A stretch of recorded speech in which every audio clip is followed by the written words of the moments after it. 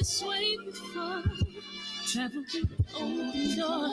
Circumstances navigated the path, and life happened all so fast. No, it got lonely. Sometimes you see, I know we couldn't make it. Even when I'm off beat, I still land on my feet, and nothing can shake me, cause I know life took a hold of me. I never. This is where I am destined to be. I'm not ready to give up.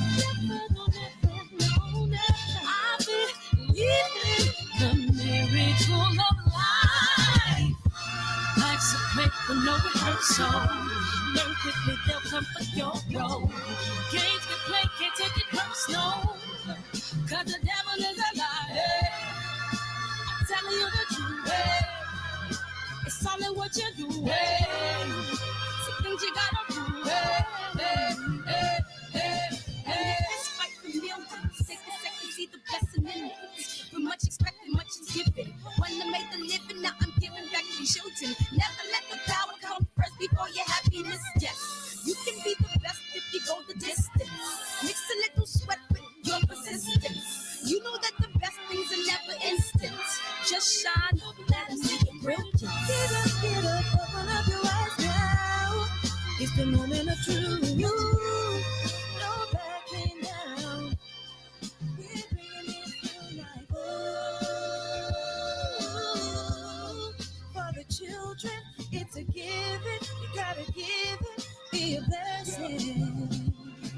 This my personal statement. Run the game like I'm aces. Learn to develop patience, determined to be the greatest. Yeah, bobbing and weaving, they changing up like the seasons. Indigenous to the grind, so I do it for all my people. Jabbing the competition, back up against the ropes. You fighting for recognition. I'm fighting just to promote equality where we lack it. Or cancer slowing our road. I'm confident we'll make it. We focus on common goals. Yeah.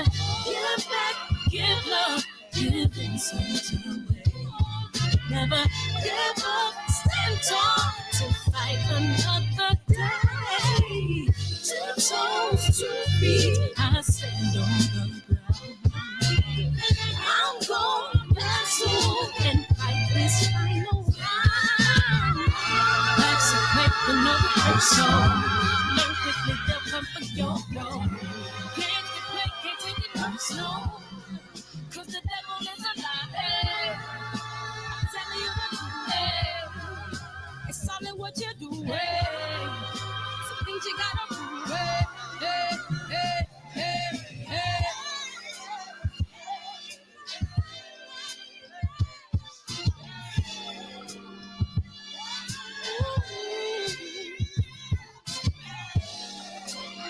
I'm gonna share all that I have and give to those in need. So we're gonna win this battle, fight that disease. No more kids, you're the leader that's me on. We got to be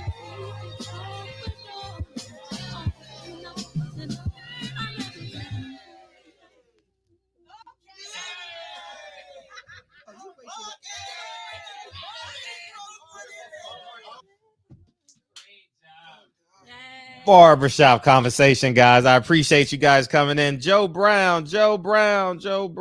Yeah. All of the above. JP, JQ, Birdman, OTE. I see you, big homie. I see you. Love is the word.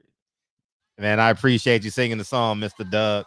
Thank you, dog. Thank you. I appreciate you. What up, KJ? Birdman, Josh, Super Bros. Phantom Brawler, you back, huh? Hopefully you're doing well, man. Hopefully you're doing well. Damon Bussy, Adolfo, KB. Hey, I come this way before. Man, I truly thank y'all for coming in here tonight. And yeah, let's play the trailer. Why not? Go get this film. Hurry up right now. I said Malcolm alleged that some of Elijah's women were underage secretaries, and can you expound on that? Yeah, well, I guess they were, because they were there. I seen them. I seen them myself. It's all true. It's all true.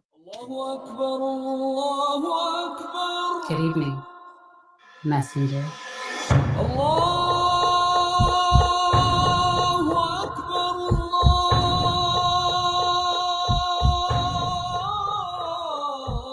You convinced us that you were the last messenger.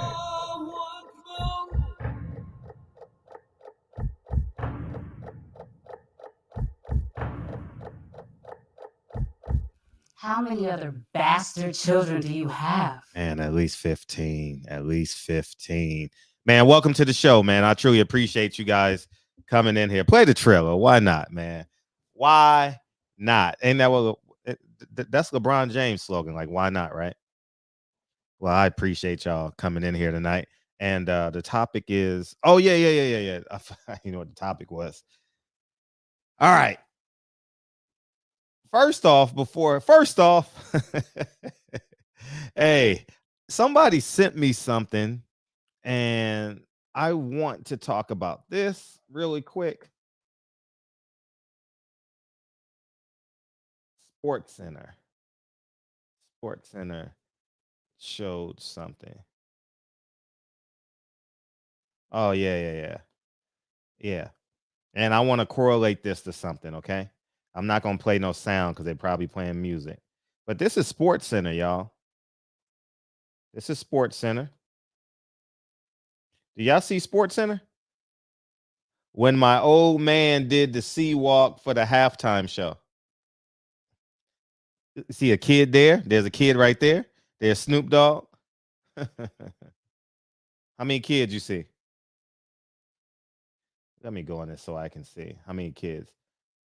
Look. Yeah. Sea walk. Yeah. Look at the little girl. Yeah. Sea walking. I'm a Crip now. I got a blue shirt on. Oh, that's 3 young boys right there.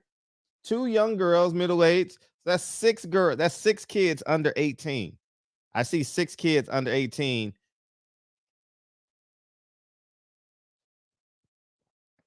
Six kids. I see at least 6 people under 18 right there celebrating a grown man doing a Crip walk in front of them.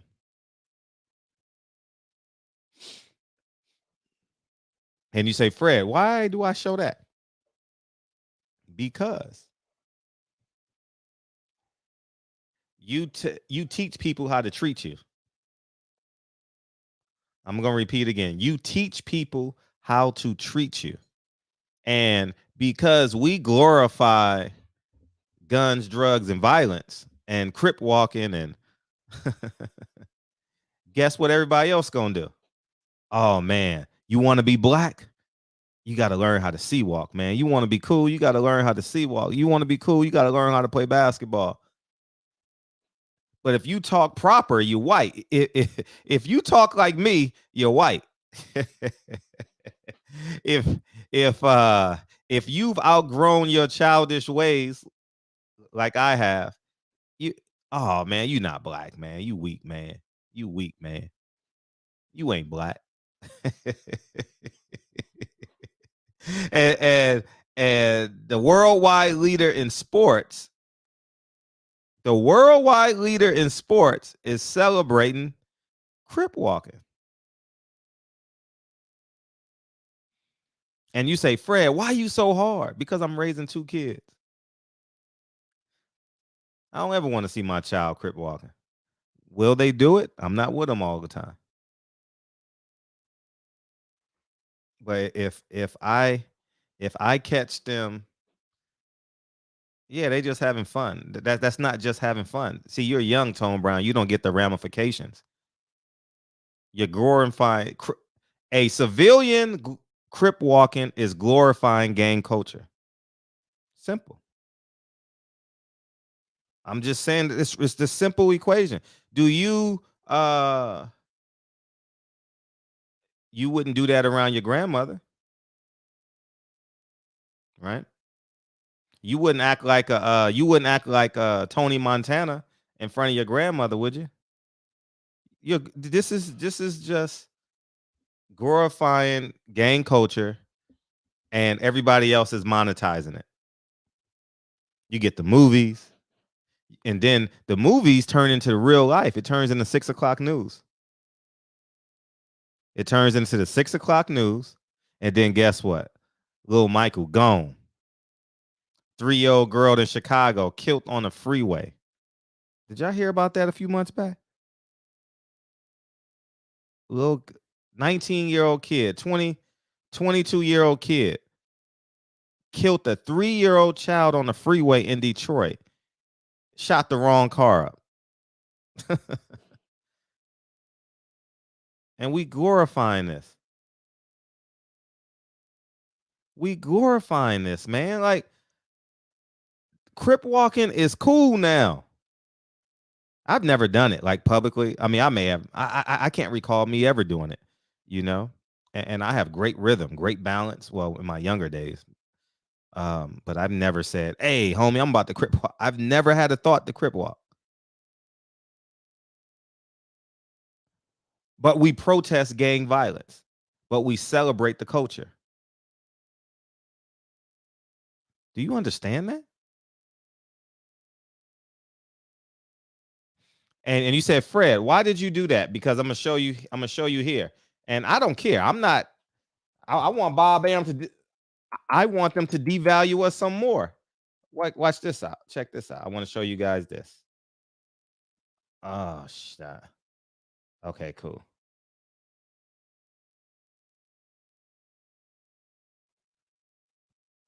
Not that it matters, but Oscar Valdez has, I guess, Mayan symbolic literature letters on his name, and Shakur Stevenson has graffiti on his name.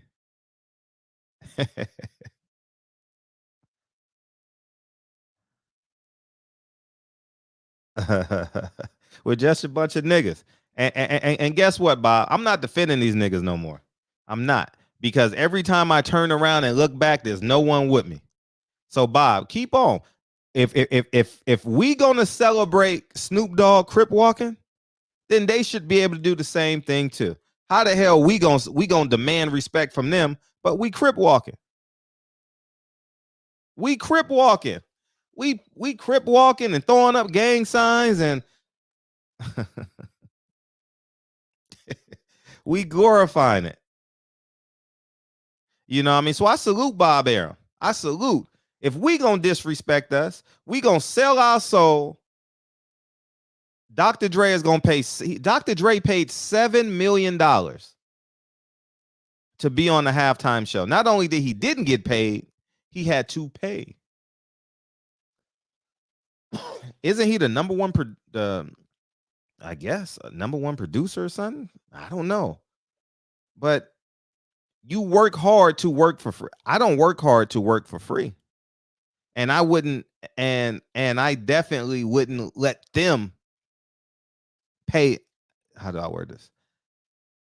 I wouldn't work with them for free. Matter of fact, minus $7 million. Why is that? Why was that platform so important to Dr. Dre? Why was it so important? Is it gonna make him a bigger star? Oh, you want $2 billion instead of $1 billion. Ah, I get it. I get it. But just imagine if you would have put on, your own halftime show. For $7 million, you could have put on your own halftime show for $1 million. And dropped a single, dropped an album. Everybody could have dropped an album. You could have, man, y'all could have collaborated, new song, and then, man, y'all could have done a whole lot. Because guess what? It still would have had the same effect post the Super Bowl. It would have went viral just the same for a fraction of the price. I'm telling you, it would have went viral. People would have watched it. And you probably would have did minimum advertisement. You got Snoop on Instagram, 50 on Instagram, Mary J. Blige. People would have reposted, shared. Oh, they got a halftime show. We got to do it. We doing this on our own because the Super Bowl won't pay us. So we doing our own halftime show. Man, people would have jumped on it so fast, excuse me. We don't think like that. We don't. We don't think like that. So I think that because we as a collective don't have the self-respect that we absolutely have to have. So I mean, by all means, he didn't do it to Oscar Valdez, but he did it to us. Graffiti is a representation of a black kid from Newark. Oh man. Guess what, Bob? Do it again, Bob. Do it again. If we gonna crip walk and say that is the greatest halftime show of all time,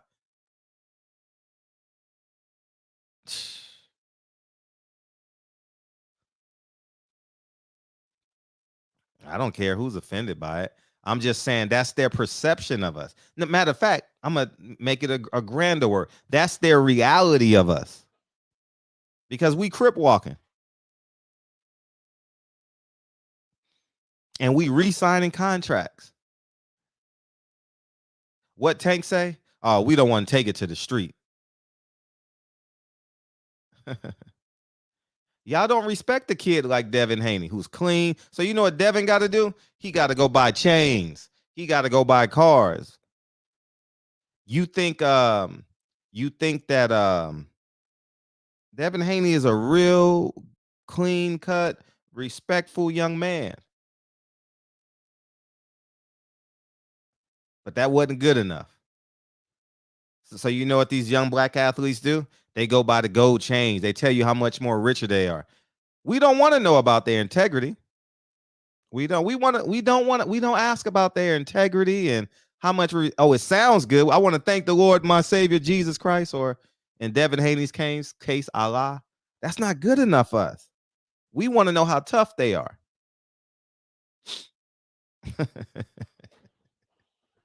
We want to know if they know how to shoot a gun. Devin Haney being a good kid ain't good enough for us. Shakur Stevenson being a good kid ain't good enough for us. He had to go out of character against Jamel Herring and still didn't sell. Still didn't sell. What, they sold 4,000 or 5,000 tickets?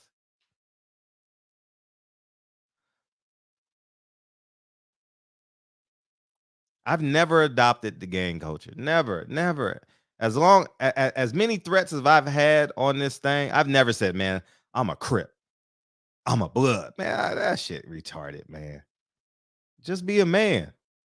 When did just being a man with integrity go out of style? Why we got to wear blue or red, whether you're a Republican, Democrat, a Crip, or a Blood? It's all relative. If we would have celebrated kids like Devin Haney when they were younger,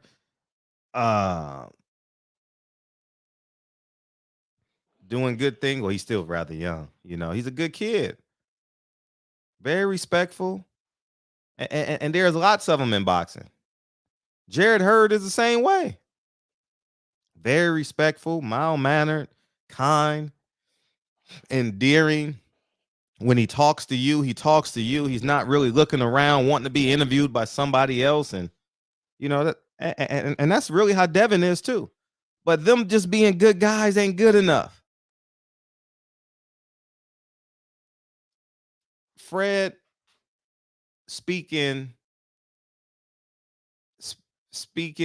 non-slang is talking white.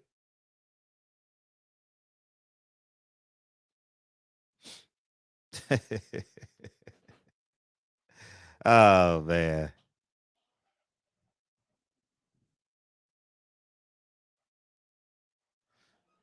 You know what I mean? It's anyways, man. I just think that is important, that we get back to the integrity space, that we get back to character, morals, and not crip walking. You know, I think that it's just that important. And until we do that, these fighters gonna keep on buying jewelry, buying cars, because just being respectful ain't good enough. It don't sell. You got to be the villain. And we fall for it. And you know what? And you know what those people that's giving us the checks do? They said, "Hey, Shakur, he's from the hood. Let's put graffiti on his name."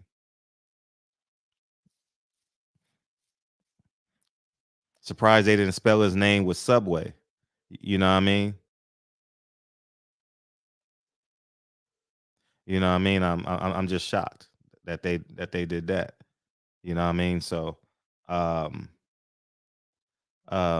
so I think that it is what it is, man. And we're back to the show. Did I have one more? I think I had one more thing I wanted to say, but I completely forgot. It'll come back to me as the show keeps on going. But anyways, and now I just want to talk about the budget. Let me open up these. Let me do this first.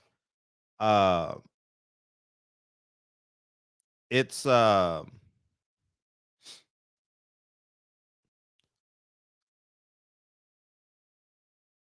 it was reports today. It's been reports all week. So when they start becoming consistent, then there's some I would lean on that there's some truth to it without pushback. The Zone and PBC are in a bidding war for Canelo. And what that means is there's money in the pot.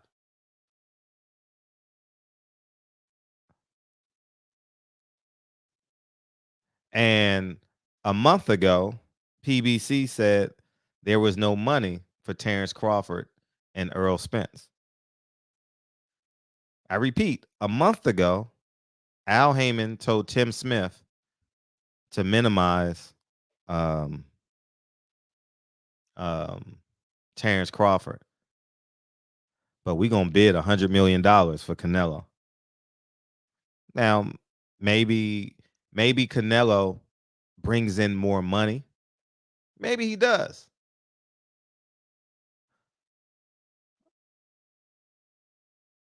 But is Earl Spence, Terrence Crawford profitable? Or is it in the red?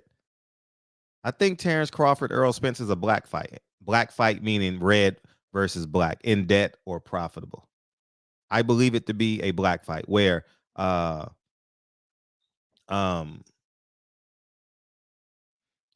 everybody's going to make money on it. And part two to that is your favorite fighter is not getting fights. PBC has no schedule out, not even for the next couple of weeks. They got one fight. So that means 8 fighters are getting the fight. 8 out of over 200 fighters are fighting in the month of March for PBC. You know what I mean? So, and I said all that to say this. Fighters sit around. Fighters go around and they don't stand up for themselves. Because I can guarantee you 95% of the fighters at PBC don't negotiate against what Al Haymon offers. And the reason why I know, because it's never been a public. You've never seen 2 PBC fighters negotiate. You've never seen Tank Davis negotiate against Leo Santa Cruz. You've never seen Jamal Charlo negotiate against J-Rock. That's a pretty big fight, right? You've never seen Earl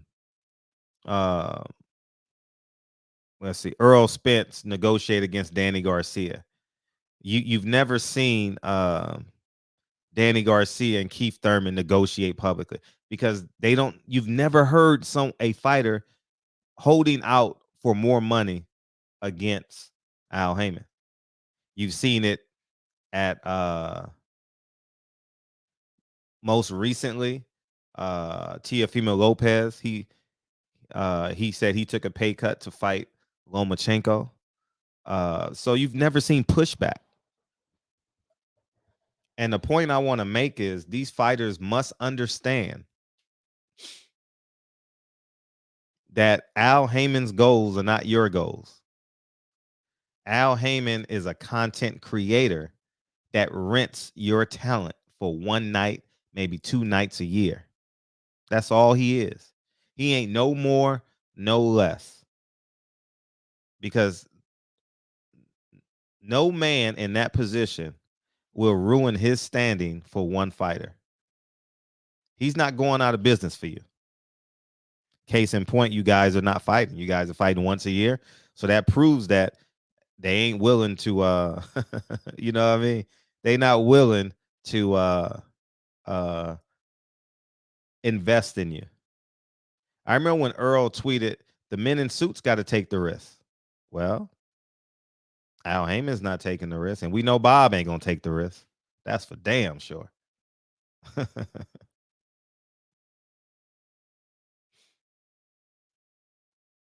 You know, so I think we got to start being honest, and I believe the fans should be fans, and I think we got to get back to that.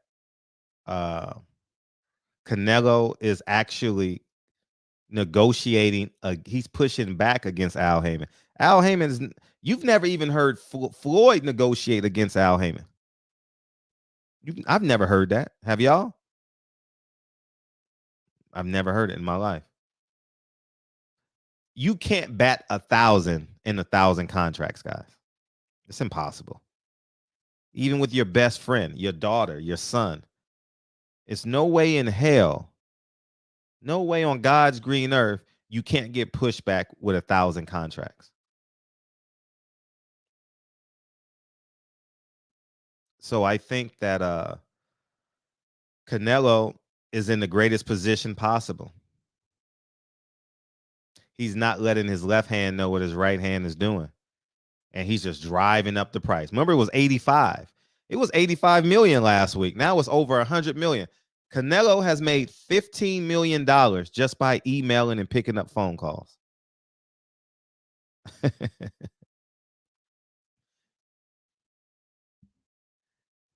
You know what I mean?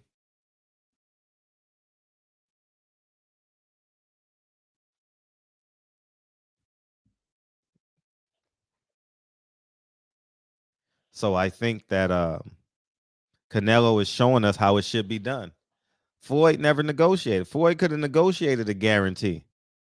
Floyd just took the $33 million. How do Floyd take $33 million consistently?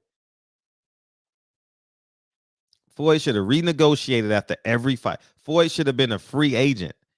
Floyd is like Floyd was basically a walking ATM when he was in his was it 14 through 17, 13 through 16, somewhere in there. After the Canelo fight, just before the Canelo fight, maybe just after Cotto, right? He was just like a walking ATM. Guaranteed Floyd gonna sell out. Guaranteed he gonna do 1 million pay-per-view buys. But Floyd only wanted $30 million guaranteed. We can talk about the back end money all we want. If you don't have your own person counting those pay-per-views, you'll never ever know.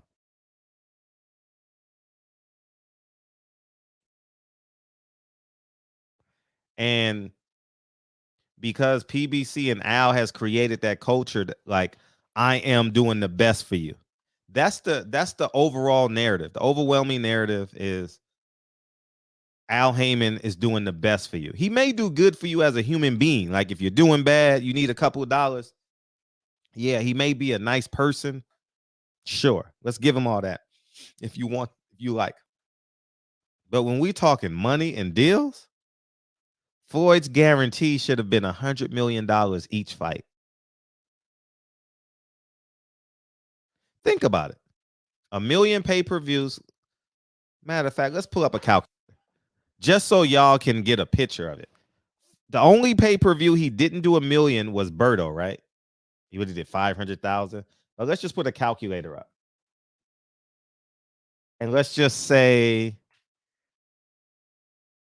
it was a 60-40 split with the cable and the promoter. It's not 50-50. It can't be 50. Not in 2013, 14. I don't think so. I think when they first started, maybe it was 50-50, but not now. Let's see, calculator. All right, let's do this together. Let's share this because seeing is believing, right? Y'all used to watch G.I. Joe. Seeing is believing. All his pay-per-views were $89, right? Am I right? I don't remember. What were they? $80 or $90?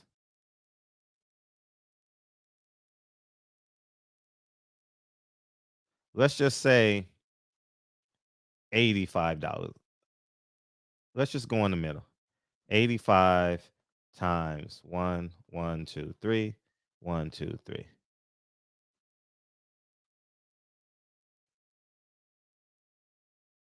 $85 million. 1,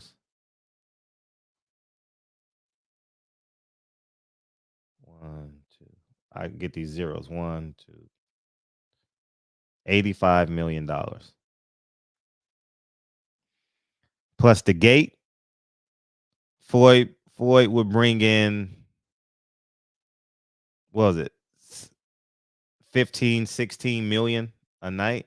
Yeah, definitely. $89. So $90. Let's go $90. That makes it $90 million, right?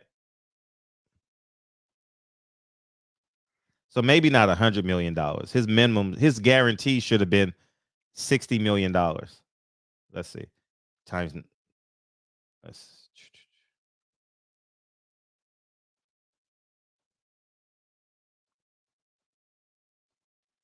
$90 million, right? So Floyd's gross from that is $90 million.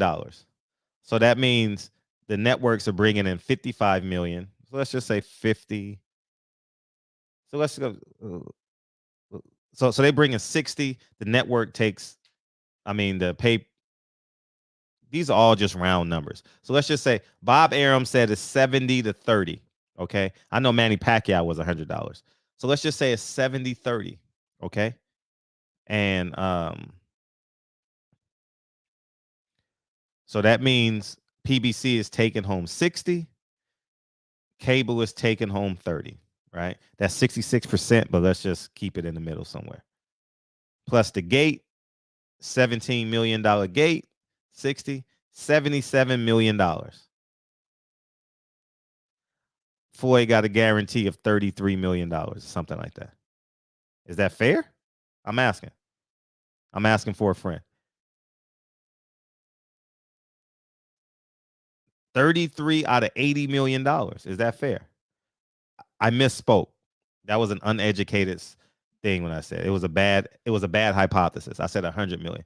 Floyd should have been getting $55 million, between $45 and $55 million guaranteed per fight with an upside. When you look at the numbers, these are the nice, real, raw numbers. And you say, why is that important? Because now we see a man like Canelo and the merchandising too, and the hot dogs and all that. And I haven't brought in the advertising. I'm not going to bring in all that because I don't know what those numbers are. But now we see that for the first time in history, someone is negotiating against Al Haymon. And now we fully understand that there is money in boxing. Like I told you guys before, Bob Arum is not in the business of that. The reason why is he knows he can go get a $20,000 fighter from Mexico, get a $3 million budget from ESPN to put on a card, and guess what? He'll take home $1.2 million. He will gladly do that 30 times a year and gross $30 million for the company. He will gladly do that.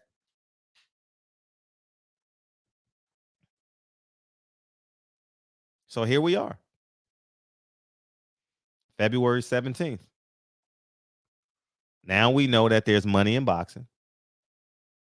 And now we know that when the suits want to take a risk, they'll take a risk. So I think everyone needs to, this is the week where everyone just puts them all together. Some are easier to listen to, some are easier to talk to, some do better interviews, some do no interviews. It doesn't matter. You may dislike someone more, you may like someone more just based off their personality, but when it comes to boxing, there ain't no difference. Not one bit. And if you can see, a lot of people, I'm gonna tell you guys this. A lot of people are mesmerized by Eddie Hearn because he got the gift of gab. Oh, Eddie Hearn. I don't know. How can you sit here and say Eddie Hearn is cool? Demetrius Andrade ain't got no title shot. You know what I mean? He didn't give us the Anthony Joshua fight, Deontay Wilder fight. He didn't get. I don't know whose fault that is, man. I don't want to revisit that, but a lot of people gave him a pass because you didn't want to go against Devin Haney, right? You didn't want to say, Eddie Hearn's an asshole, but I'm gonna forgive him because he's promoting with Devin Haney. Nah, he's still an asshole. You know, he's still going to protect matchroom boxing, no matter if Devin Haney's with him or not. Anthony Joshua, Demetrius Andrade. I mean, we were robbed of the biggest heavyweight fight, and would have been the third biggest heavyweight fight in the history of the sport, right? Behind the Thriller in Manila and the Rumble in the Jungle. I think Wilder, I mean, it would have made more money than all of them, for sure. I'm talking about just in terms of the spectacle. I think it would have been bigger than any Mike Tyson fight. I don't know of a Mike Tyson fight that's bigger than, let's think. Is there a bigger Mike Tyson fight than Deontay Wilder, Anthony Joshua in 2017? Maybe Michael Spinks, excuse me. Michael Spinks, not Leon Spinks. Maybe that fight. Oh, Lennox Lewis. So it was a top 5 of all time. Because you got Mike Tyson, Lennox Lewis,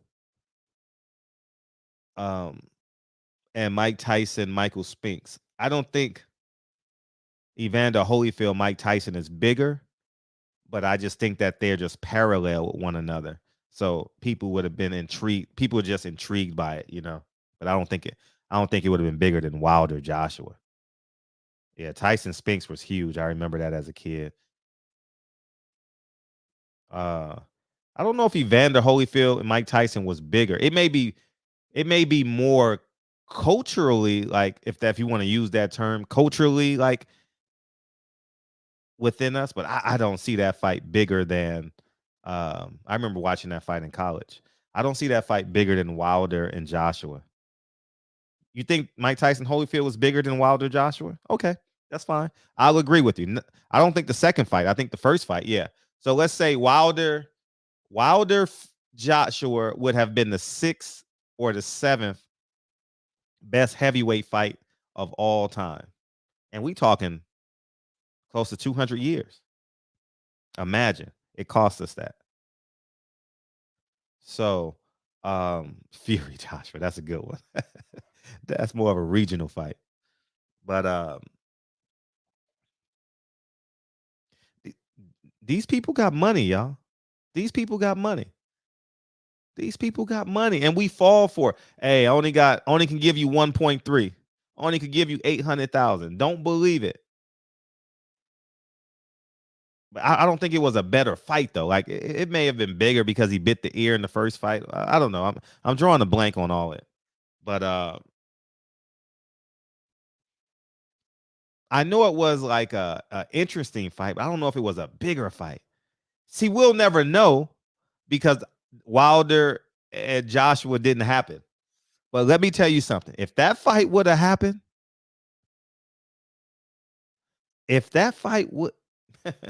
Man, y'all have no idea. That fight was so big. Sheesh. See, I don't know. Oh, let me open up these phone lines. Thank you, man. Yeah, because I don't want to be talking.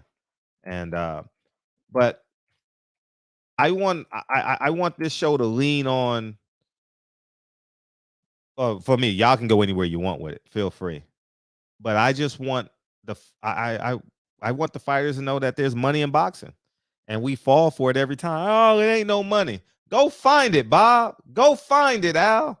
Go find it, Eddie. But we get stuck. Al Haymon does good for black fighters. Well, not in 2022. He does great. What's up, 252?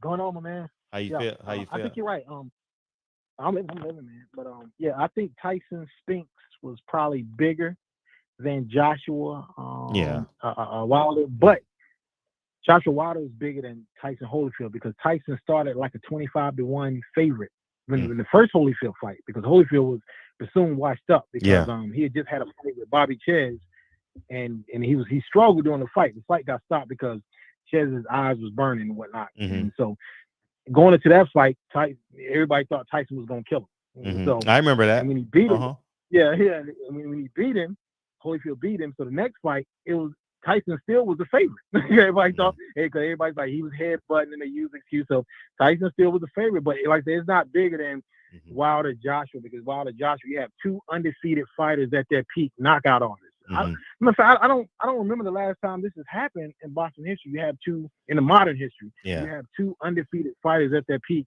knocking out everybody. Right. And the fight never happened.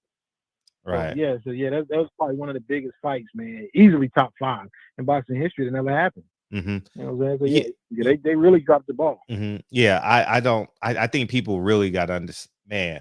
That would have did massive numbers, man. As a Eddie Hearn word, massive. It See, I go to all the fights so I can gauge a fight. I'm not saying I know the exact number, but I can gauge the energy of the fight.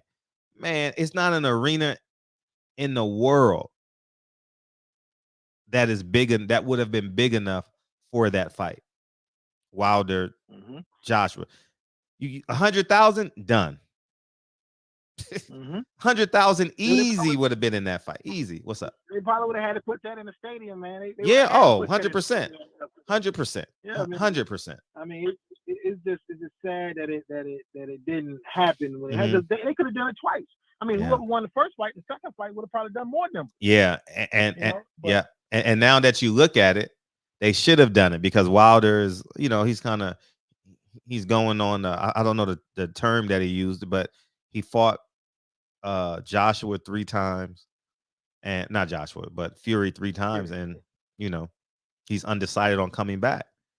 And I stated that on the boxing forum. I was like, and this was years ago. I was like, man, Joshua and Wilder needs to happen before both of these guys lose, because I wasn't confident in both of those guys remaining undefeated before they fought each other. Oh, sure. And that's fair. This is documented. I was like, these guys got to fight each other before both of these guys get one or both of them get beat up. And look what happened with Ruiz. Look what happened with Fury twice, and then look what happened with Usyk. So, and I feel the same thing's going to happen with Terrence Crawford and Spence. I mean, we know that fight's never going to happen anyway. Damn. But I feel that I'm not convinced that Spence beats Ugas. I mean, he probably does, but I'm just not 100% sure he beats him. And then you can't count him out. Damn. I mean, I'm not saying Ugas is going to win, but I'm just saying you can't count Ugas out. You can't. You definitely can't count him out. I just think getting back to Wilder and Joshua. Yeah, man. Yeah. Wow. Man, it's crazy.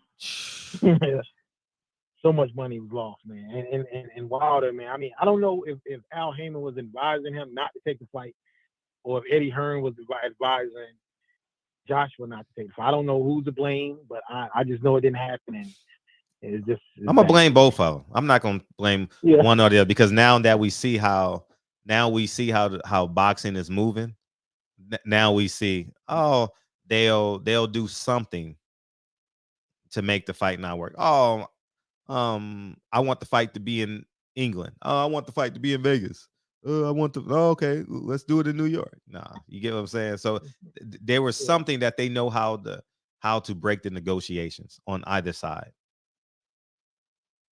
I agree. That's my time right there. Don't hold you up, man. Good talking to you, man. Good Appreciate you, dog. Thank you, dog. That's love. Yep. Yeah. So, I think this week has basically just validated what I've been telling y'all, what was coming for years. I mean, for a year as it pertains to COVID. I saw it coming. Summer 2022. There's no fight dates in March on Fox. It's just falling apart, man. And he's gonna have to find a new investor. Good luck with that. What's up, man? Yeah, how you doing, Fred? I'm feeling good, man. What you got? Yeah, I just want to piggyback on what you said earlier.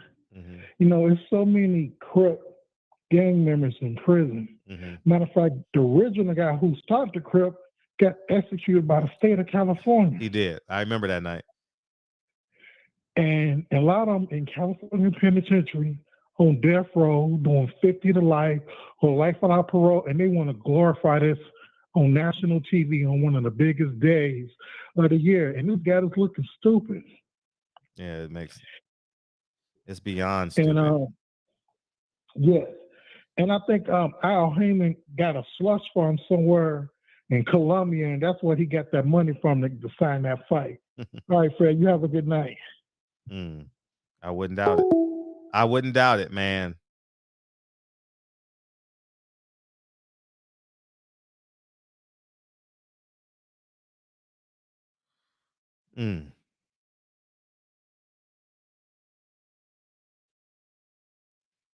I'm just going. So, can someone that speaks English? Canelo just said at 7:49. Sobre mi signagugi pelelie nada está confirmado. Can someone go to Canelo's Twitter and tell me what that means? Sobre mi. I'm about to sign my signature. Pele nada está confirmado. What does that mean, Mr. Ramirez, Mrs. Ramirez? Someone go to his Twitter and tell me what that means. Dude, I'm totally not interested in that damn Amir Khan and Kell Brook fight. But I tell you one fight I am interested in, Mickey Bay.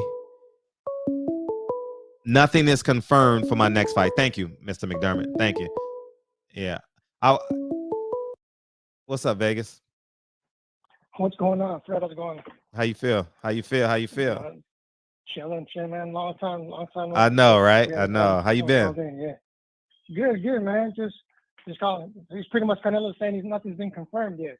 He hasn't confirmed anything. Thank you for calling. Yeah, thank you. I appreciate that. Yeah. Uh-huh. I was calling just to talk a little bit. I was listening to the show yesterday and stuff like that. Yes. And yes, I was like, the business.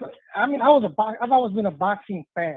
But after listening to you for so long, I know you start learning the business of boxing. Mm-hmm. So from being that boxing fan, you get a little bit more educated. Like, oh shit, you just go into. I mean, I go into the fights now just enjoying the fights. Mm-hmm. Not even this and that, because the outcome, 9 out of 10 times you can tell what it is. People say, oh, this guy's ducking, this guy. Who's really? I mean, if the promoters don't want to make the fight, they ain't gonna make the fight. It just ain't gonna happen. Yeah. I was listening to Eric Morales. He was interviewing his old promoter out of Mexico, and they were talking about, hey, how come Marquez and Morales never was made? He's like, well, how come that fight was never made? He's like, everyone talks the shit that I was ducking Marquez was ducking me, and the promoters flat out said, you know what? I can tell you straight up. I said, I didn't make the fight because you guys were both my fighters, and you guys were in your prime, and you guys were making me a lot of money. He said that? He's like, good. I'm glad. Yeah. Wow. And he's like, we're talking about Devin Haney and we're talking about Cambosis. Wow. It's all a bit, it's but like you said, the is not going to put, it's not going to put in here. I mean, he's not going to put in Cambosis with someone that he's not going to take care of his business. He's been out the game for too long. That's his ace in the hole. He's not just going to, just give it up to somebody. He needs everybody to eat from Cambosis. So I was like, we're looking at this and saying, oh, this person's ducking this person. And, of course, boxing is a world sport. It's not only here in the U.S. There's people from Mexico. There's people. So what happens? They want to get that card. They're going to you're going to get a Mexican fighter, a Filipino fighter, or an African fighter. One of those fighters that you don't know where they come from, but they're cheap. Mm-hmm. And they usually give those, and then you get a diamond in the rough like Bob Arum. He got that Navarrete kid. Yeah, exactly. He was a diamond in the rough. Right. Shit, he beat that guy, and I forgot what his name was, the kid. And he won the title, and he rode that kid like 5 fights in 1 year. Mm-hmm. It's the politics. I mean, we got to take it how it is. I mean, like I said, the knowledge you've been spitting is like, I mean, my first favorite fighter was Terrible Terry Norris. That was my favorite fighter. Mine too. One of mine for sure. Man, I love watching him box. Well, he trained out here in LA, so that's why I liked him. Oh, really? Mm-hmm. Yeah. So it's like you got to just take it away. I mean, now I just watch boxing for what it is. I ain't trying to get more of it. People are like, man, I mean, it's gonna disappoint you every time. Mm. Every time. Right. It's like an ex-girlfriend. It's gonna, it's gonna disappoint you every time. Yeah. But I just want to shoot the shit with you. Can't wait for the new film to come out. Support again, like Thank you, dog. Thank you. I appreciate that. May 19th. And thank you. Yeah, stay up, and blessings to you and everybody. Likewise to your family as well. You and your family. Take care, Fred. Appreciate you, dog. Yep. Yeah. Peace. Yeah, man. It's damn. Imagine a promoter telling you guys that fight could probably sold out Azteca Arena. You know what I mean? But I mean, it definitely would have sold out in Vegas. Marquez and Morales and all those guys. Damn. That's why you gotta stay independent. That's man.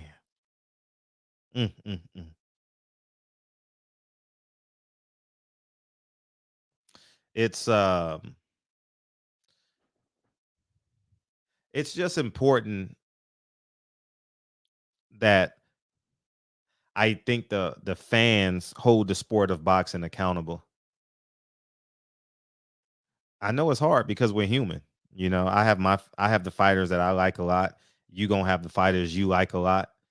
I know it's challenging, but this is the platform where we're gonna do it, man. You know what I mean? Hold the fighters accountable, and hold boxing accountable, because we're gonna your whole entire lifetime, I believe, we'll get the Pernell Whitaker issues. We'll get the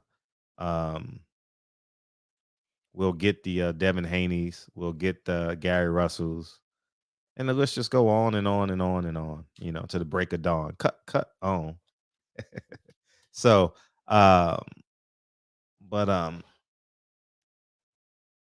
change is gonna happen when the fighters say, you know what, I'm gonna do it myself. Ain't that what Russ say? Do it myself. Have y'all heard that song by Russ? Do it myself. Yeah. It's disheartening. I don't know if you guys saw the interview with Terrence Crawford with dude, he sounds just like me. Wow.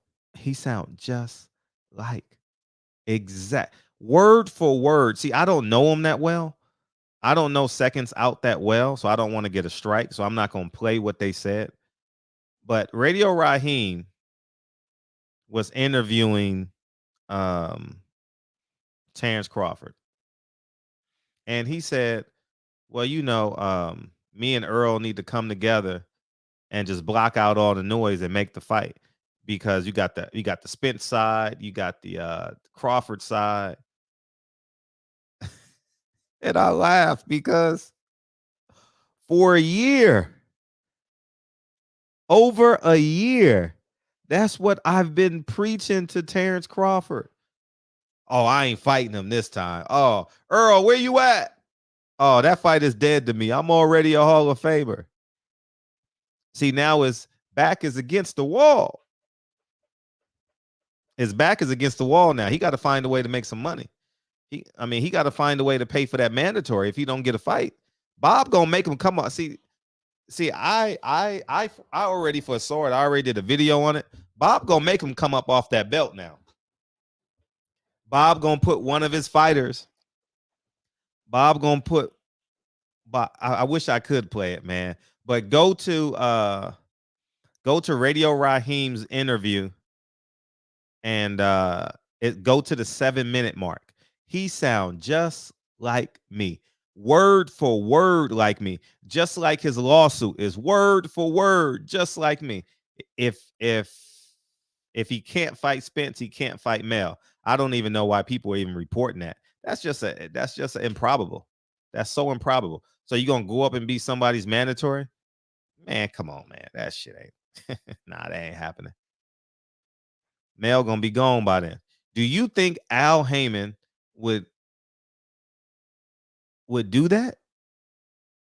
Why would he allow Terrence Crawford to come in? They gonna do a unification bout. They gonna do something to get out of that fight. It's some legal ramification that will allow them to get out. But ain't no way in hell Terrence Crawford gonna go up and be a mandatory. It ain't happening. It ain't happening. And then you don't know what number the mandatories are in. Oh, it's called seconds out. It's when I say, y'all gonna laugh. Y'all gonna be like, man, he sound just like me. I said, Terrence, why don't you just call me, man? Why don't you just call me or call Earl and get it done? And remember when I had Earl on and Earl said, I don't know how to make a fight. I'm like, why you just don't call me? I know how to get the fight done. Structurally, you need bodies to really make it happen, but legally, I know how to get the fight done. You know what I mean? That's not hard to do. You know what I mean? And we'll get it done. But it's just laughable, man. How Fred is a hater. He hates all black people. And then Terrence Crawford says exactly what I said, dog. When I say exactly, it's not even like a syllable off. It's exactly word for word for word for word, period. Maybe even an exclamation point. Right hand to God. Right hand to God. I'll put the link in the chat. That's what I can do. God, I want to play it so bad, man, but I don't know, man. But it's good to know he's paying attention, though. I told that man, block out all the noise, man. Block out all the noise. Call Terrence Crawford because Bob Arum is going to railroad you. I told him that. A year and a half ago. I'm the hater, though. Y'all painted me to being the hater. Seconds out. Yeah, I just looked at it. Dude, when I say this man sounds just like Frederick Hawthorne. Reason. He sounds just like Frederick Hawthorne. Damn.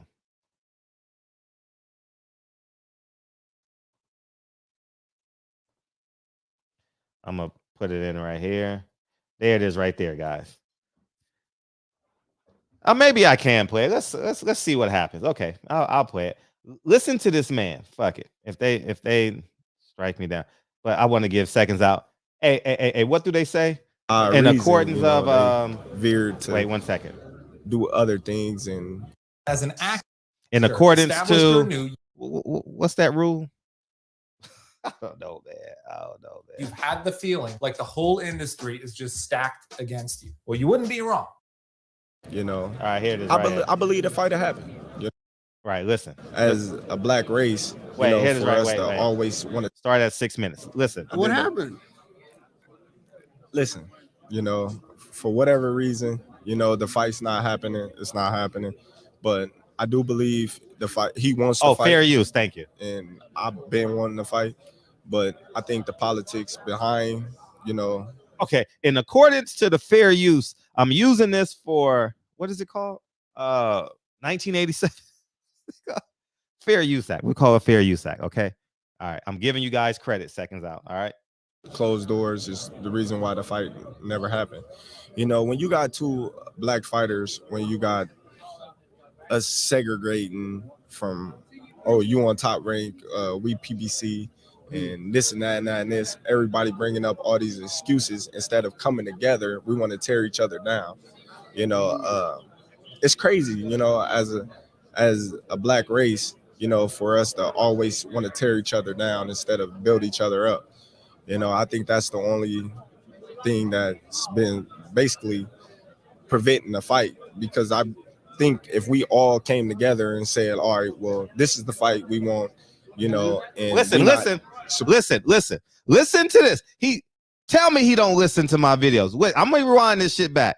And y'all said, Fred, you anti-black if you don't promote other black fighters. Listen to what Terrence Crawford said and watch this. Listen. All right, well, this is the fight we want, you know, and we not supporting no other fight until y'all fight each other. Then, oh shit! Who created that narrative? Come on, dog. Come on, man. I'm the GOAT, man. I'm retired. This is my last show. I'm about to walk off like a Russell Simmons. God bless. Good night. Because I have been saying this for a year and a half. Y'all said, oh, Fred. I mean, I don't believe Bud, because Bud will say, I don't want the fight. And then tomorrow he'll say he want the fight. You know?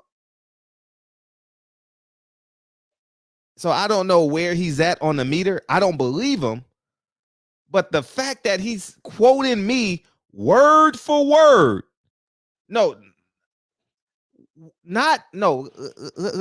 Let's take it down to the micro atom. If there is such thing as a micro atom. Is there such thing as a micro atom? An atom is just an atom, right?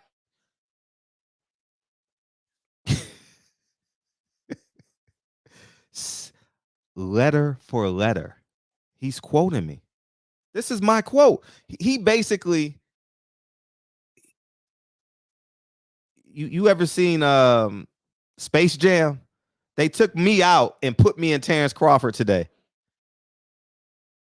The same thing I've been telling y'all from day 1 and 2 and 3 and 4. You said I'm an Al. He basically said, don't support Al Haymon fighters. Don't support Al Haymon fighters if they not fight me.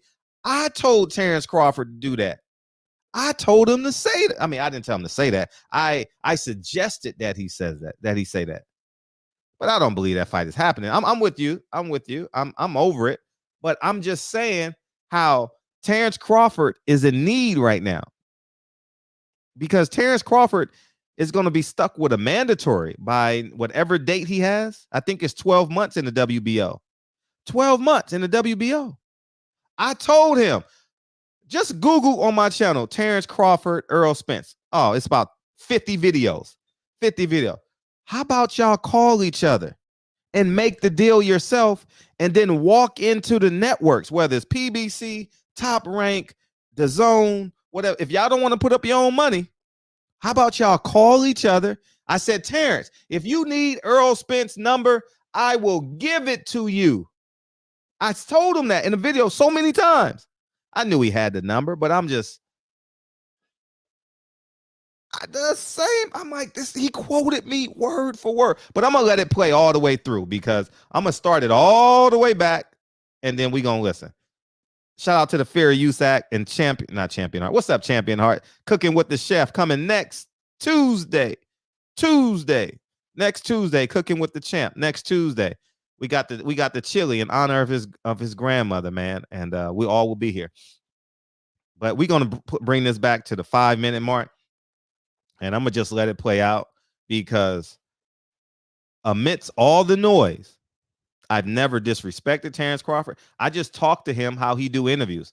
See, Terrence Crawford comes off as a guy that you can't play with.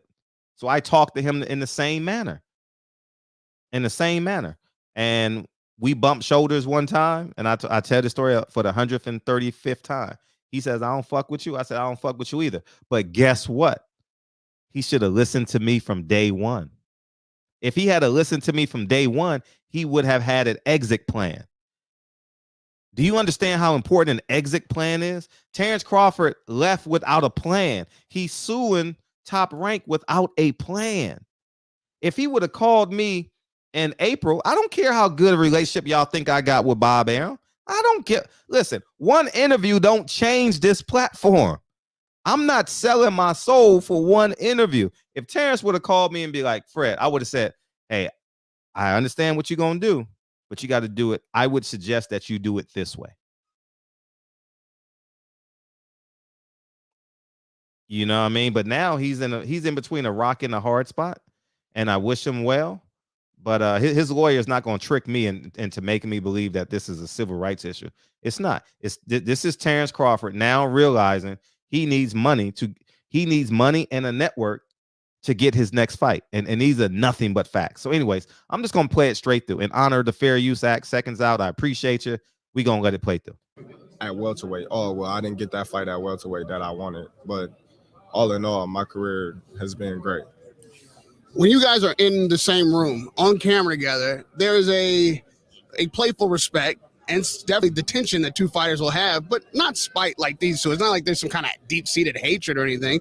Can you call Errol Spence? And everybody says fighters can make fights, regardless of promoters and networks. Can you two have a one-on-one? I did that. What happened? Listen, for whatever reason, the fight's not happening. It's not happening. But I do believe the fight. He wants to fight, and I've been wanting to fight. But I think the politics behind, closed doors is the reason why the fight never happened. When you got two black fighters, when you got us segregating from, oh, you on Top Rank, we PBC, and this and that and that and this, everybody bringing up all these excuses instead of coming together, we want to tear each other down. It's crazy, as a black race, for us to always want to tear each other down instead of build each other up. I think that's the only thing that's been basically preventing the fight, because I think if we all came together and said, all right, well, this is the fight we want, and we not supporting no other fight until y'all fight each other, then, that's what we'll get, instead of, oh, we don't need him, or he's the B side or he's the A side, and take this money and take that money 60-40 and all that. That's just, stuff that never was even on the table.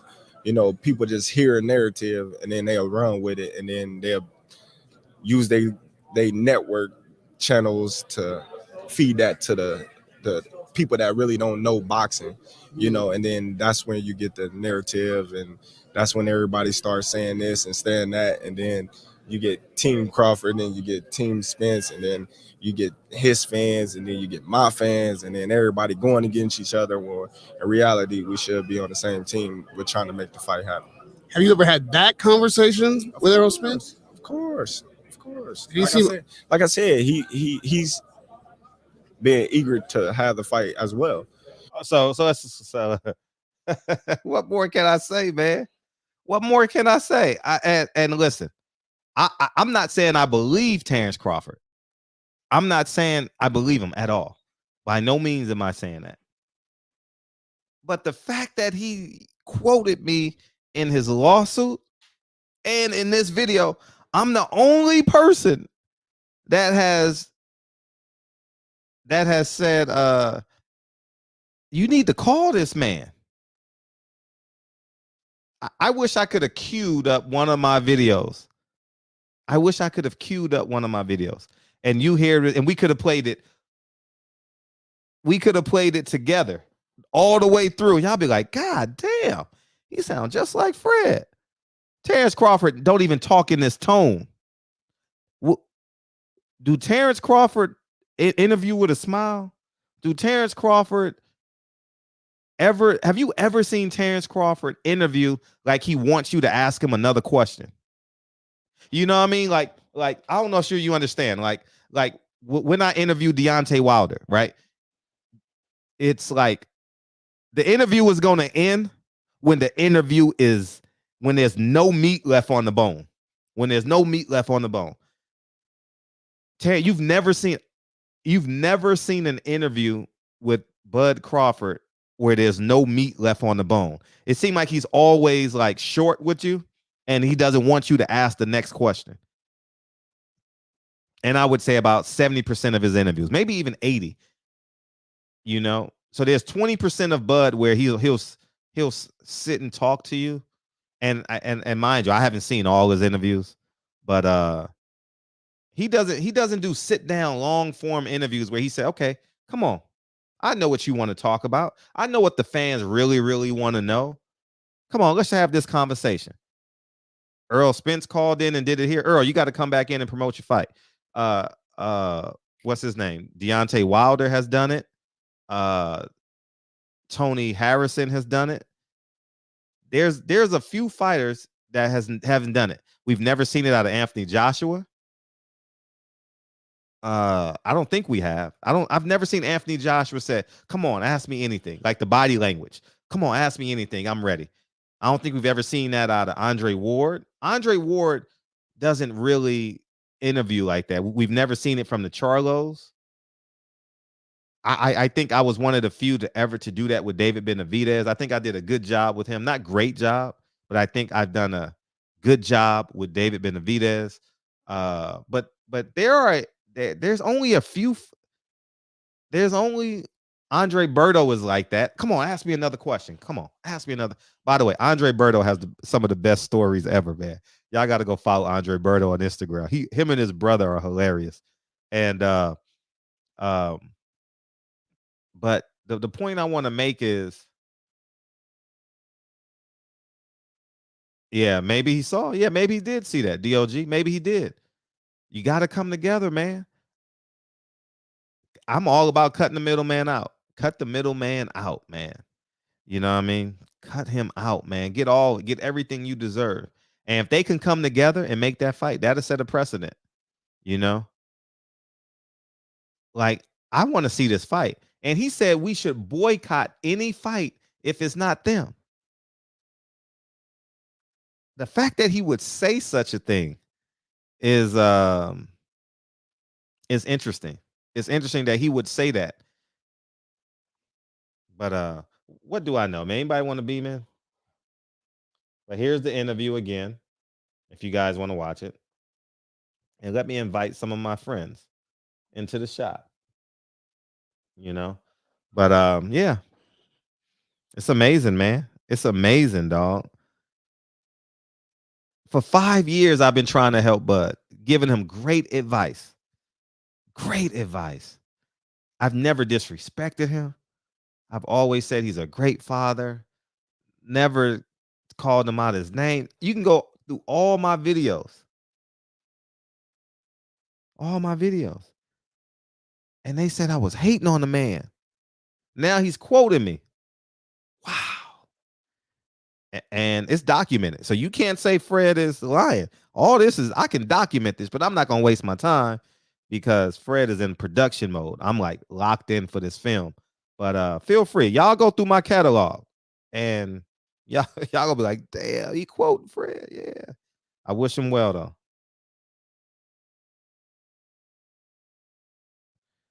Yeah, you know, so but yeah, here we are. Here we are.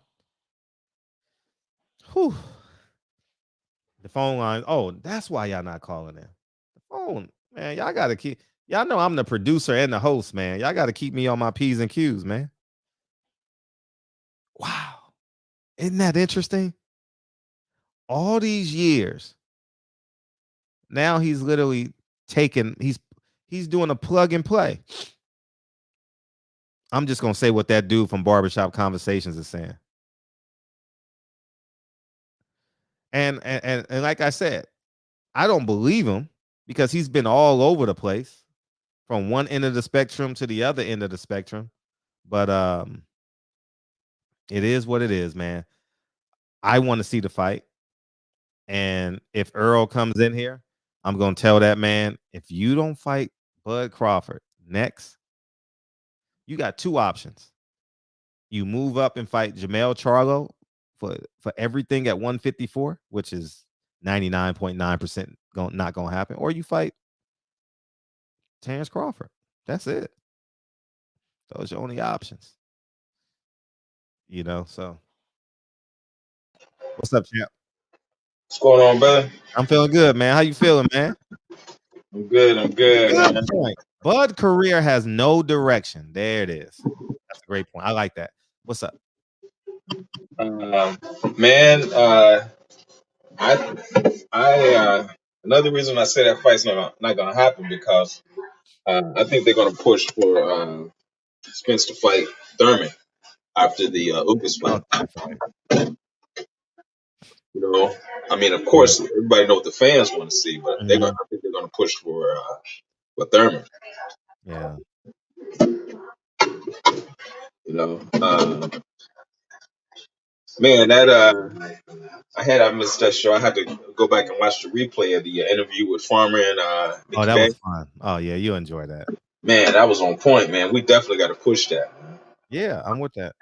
You know, I'm with you on we that. got to push that. If that happens,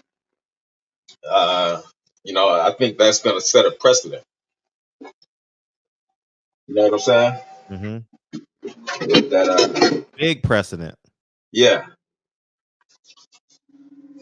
Yeah, that would be on point, man.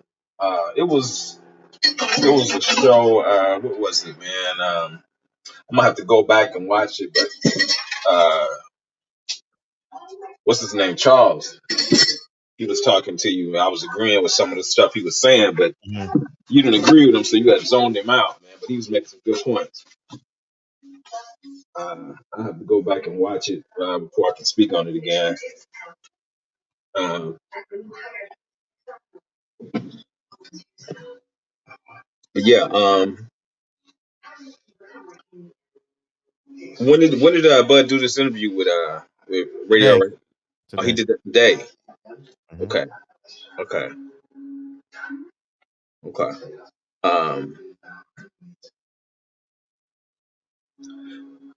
Yeah, so yeah, I agree. He's gotta make something happen, and I think he's realizing that now. Yeah. Oh yeah. 1000%. He knows that mandatory is coming. Right. Who will be his mandatory? I don't know. I don't know what his mandatory is. It's gonna change by the time he's due for it, though. It's not gonna be what it is now. It's gonna be what it is now. Right. Okay.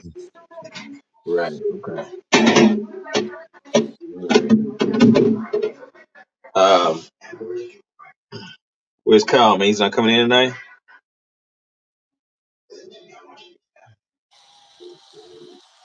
Kyle's not coming in? He'll be in later. We got 40 minutes. Yeah, he'll be in. Okay. Nah, yeah. We waiting on Tuesday. We want to see that. We want to see that chili. Yeah. I did one tonight. Dope. Yes, spaghetti and meatball. I did one. Okay. Yeah. I gotta do. Kyle wants a sandwich, man, so I gotta do. I gotta do. That's I don't really do that, but I think I'm gonna do a Philly cheesesteak. Okay, yeah, you popular in here, man. You popping. Yeah. I think I'll do something like that. You know, I'm with it. Whatever you want to do, whatever anybody want to do. Come on, man. Platform is yours, man. For sure. Yeah, you know, like I was saying, man, the whole purpose, just to reach cats, man, because a lot of guys don't know how to cook. This is something that they can do special for their lady. Right. That's really the motive in me doing it. But plus I love to cook, so that's another thing. And it's conversational too. It's not like you're just reading it out of a book, and this is 2 cups here. Right. Yeah, but I think you're gonna really like the chili episode. It's dedicated to my grandmother. Ariel, she did a real good job editing Oh, it. that's dope. I'm gonna watch. Yeah. Tuesday. Yeah, she did a real good job. But So I'm excited for you to see it. Yeah, we're gonna rock out. Yeah, Sure. Yeah, I'm cleaning up right now, man. I got a lot of stuff going on. I'm just listening to the show. I just want to pop in and say, salute No, to that's you. love. Yeah, thank you. Salute to everybody. I'm excited to see your new project. Hey, dog. I just agreed to terms with someone on the project. Y'all gonna laugh y'all ass off. Really? We signing the contract Saturday. But That's we're gonna sign it on Saturday, and he's gonna be in the film. So it's just funny as hell. I just got to talk to the DP. Okay. And see if we can see it because the film is already set. So like we already have the shooting schedule, right? But I got to see if I can get them in. If I can get them in, y'all motherfuckers gonna be like laughing y'all ass off.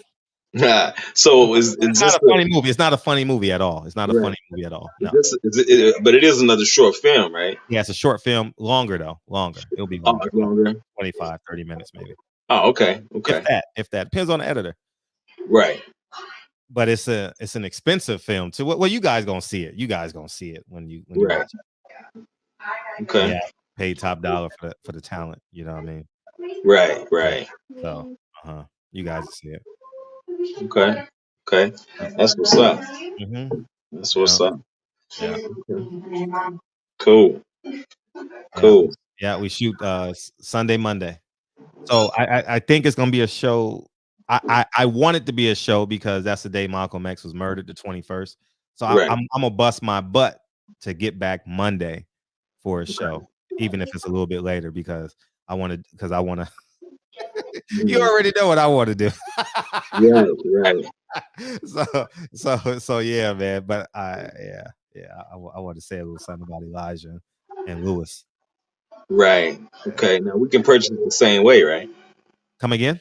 Oh yeah. You're gonna be able to purchase a different way. Yeah. For sure. Okay. Okay. All right. Speaking of Malcolm, I watched a documentary here a couple of days ago called "Exonerated." Oh yeah. On Hulu, right? Yeah, I watched it. Yeah. Okay. Yeah, and they exonerated two of the guys that were accused of that weren't there. They were like fall guys or something like that. Yeah. Norman Butler didn't like Malcolm though. Norman Butler, the guy that he changed his name because he's Orthodox Muslim now, but he didn't like Malcolm. Like he said, he had a conversation with another guy about it's documented. Earl something. I'm drawing a blank on his name. You guys got to help me with the last name. Earl something. And he basically said that Norman Butler was in the group of men that didn't like Malcolm and wanted to do harm to him, So, so he hasn't told that side of the story yet, but maybe he'll wait till after he gets his settlement, so. Right. But we getting closer. We getting closer though. We getting closer to them opening up them files now because it's a lot of people talking about Malcolm like never before. Never before have we seen this. So we're getting closer. Right. I know you're adamant on the nation being involved.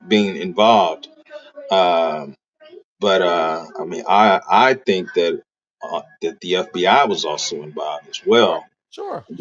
I think that they did a thing. It was more like if if you and I aren't talking, and it's easy because they were under surveillance, and they knew that the dysfunction and the quarreling was going on, within the nation.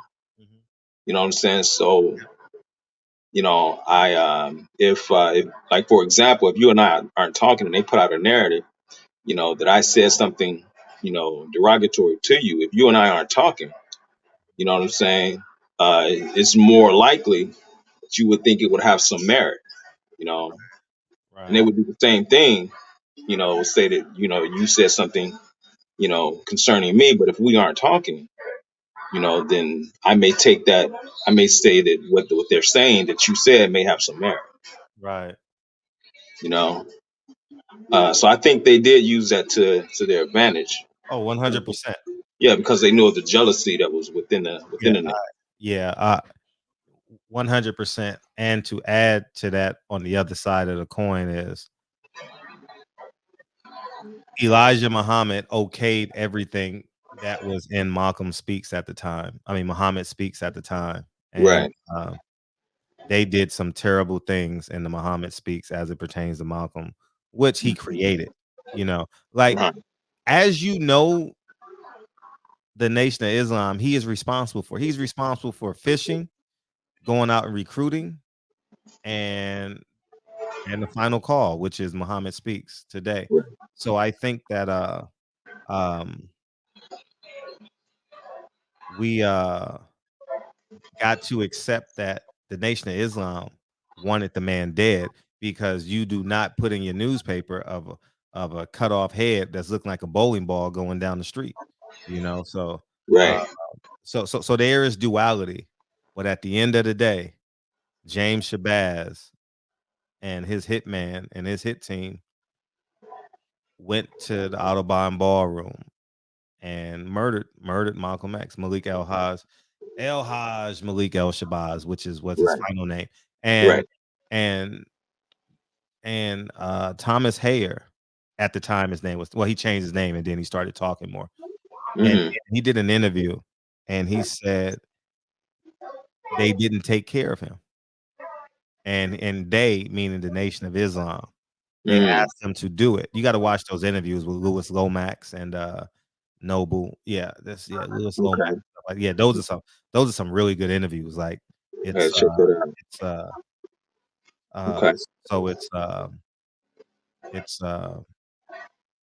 those are really some telling interviews to listen to him interview in jail. Yeah. Okay. Tells a lot, man. At the end of the day, I believe the truth is the truth. These are some really hard facts. What Louis Farrakhan said, Louis X said and wrote at the time, between 63 and 65, is too big of a mountain to overcome. And I don't think men like that should be leading us. I just man. Once it's said, it can't be. Yeah, but he knows who did it though. Farrakhan knows who did it. He was a part of the plan. He knows. It's no secret. It's not a secret. It just hasn't, that side of the story haven't been told. Hasn't been told. Yes. Yes, he knows. He was preaching at Mosque 25. Yeah. And see, I was having this conversation. I just can't remember who I was having this conversation with. Sure. And I was telling him that a lot of the stuff that was going on in that time, right, where we were either children, or a lot of us were children, and a lot of us weren't even born. So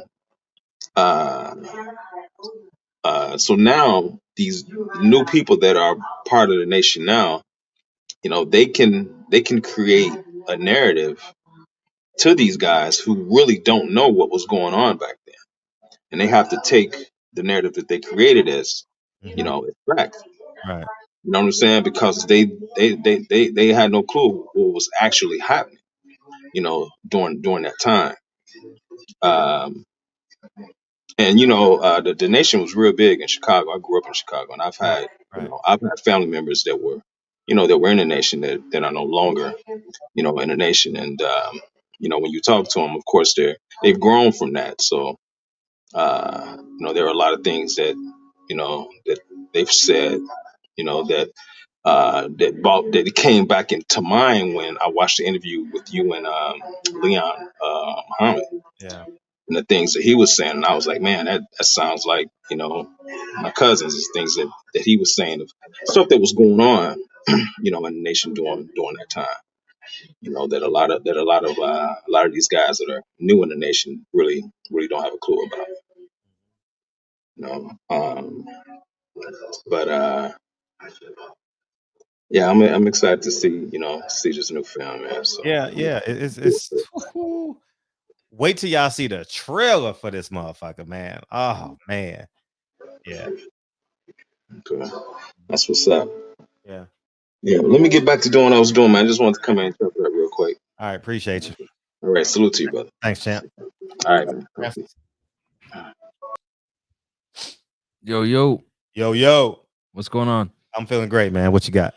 I'm thankful, man. I'm thankful, I'm blessed. Great show like always. Mm-hmm. There's a few things that Mm-hmm. one thing, not a few things, because you always say I got a few things. Only one thing. First of all, when they say that there's no money in boxing, shout out to everybody in the chat, by the way. I appreciate y'all. Tuning into Fred and showing Fred some love. When they say there's no money in boxing, I knew a few years ago that was bullshit. Mm-hmm. What is your take on that? They found $42 million for Tyson Fury and Dillian White out of nowhere. Quick, fast, and in a hurry. They scrambled together and put together $42 million. Yep. And then they found $100 million. Hey, how much has Eddie put on? He's put up $133 million in 2 weeks. The Zone has put up $133 million in the past 2 weeks for 3 fights. Crazy. Put that in perspective. But then the whole thing about it, what's going on? The whole thing about it is that you have fighters that are on the shelf for a year, 2 years. You can't get a fight, but I mean, you can offer Canelo $45 million and now $100 million for 2 fights. Mm-hmm. But fighters can't. Now, I've heard people say over and over, the fighter didn't want the fight. I mean, which fighter do you know that don't want a paycheck? Especially one that hasn't fought in 1 to 2 years. Right. Is that something strange to me? Right. Very strange. Go ahead, Kyle. Well, you know how they doing these deals. So Canelo learned from the first time and said, fuck that. I ain't get all my paper, so I ain't fucking with y'all. I'm about to go to Eddie Hearn, where I know they're gonna have my money lined up and ready for me to go. I ain't gotta wait 6 to 8 months or years for my money. So that's how he paying these niggas. You know what I'm saying? If it's residual, it's like on the back end, Canelo said he want his money now. You know what I'm saying? Well, JG Wentworth, you know what I'm saying? It's his money and he want it now. You know what I'm saying? So, but that shit phony, man. He knew everybody knew he wasn't going to take that fight, man. Come on. You going to take a fight with Jamal Charlo and David Benavidez where you can fight Bivol and a nigga you already beat in Triple G? Give me a fucking break, man. That was just something to keep their ass in the limelight. Cuz I knew for damn sure that wasn't happening. There's no way. Well, Canelo's having it his way right now anyways, at the end of the day. Right. But like literally, we're talking about, to give you an example, we're talking about a Triple G who, is close to 40 years old, definitely on the back half of his career, right? You beat him already, and he's moving up. He has to move up to 68, right? You got Jamal, who got to move up to 68 as well. You're gonna move up and fight Bevo, who's not really the flashiest, most dangerous fighter. So I mean, that's three fights right there. That's like, what's your take on that? 2 fighters going up to 68, and 1 fighter who's not the most explosive fighter out there. Well, I've never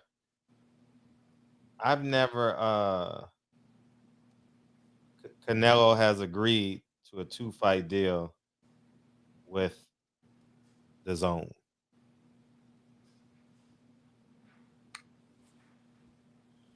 So, but I've never seen Bivol fight. I've never seen him fight, dog. I'm not gonna sit there and lie. If I have, it was by accident, and I don't know it.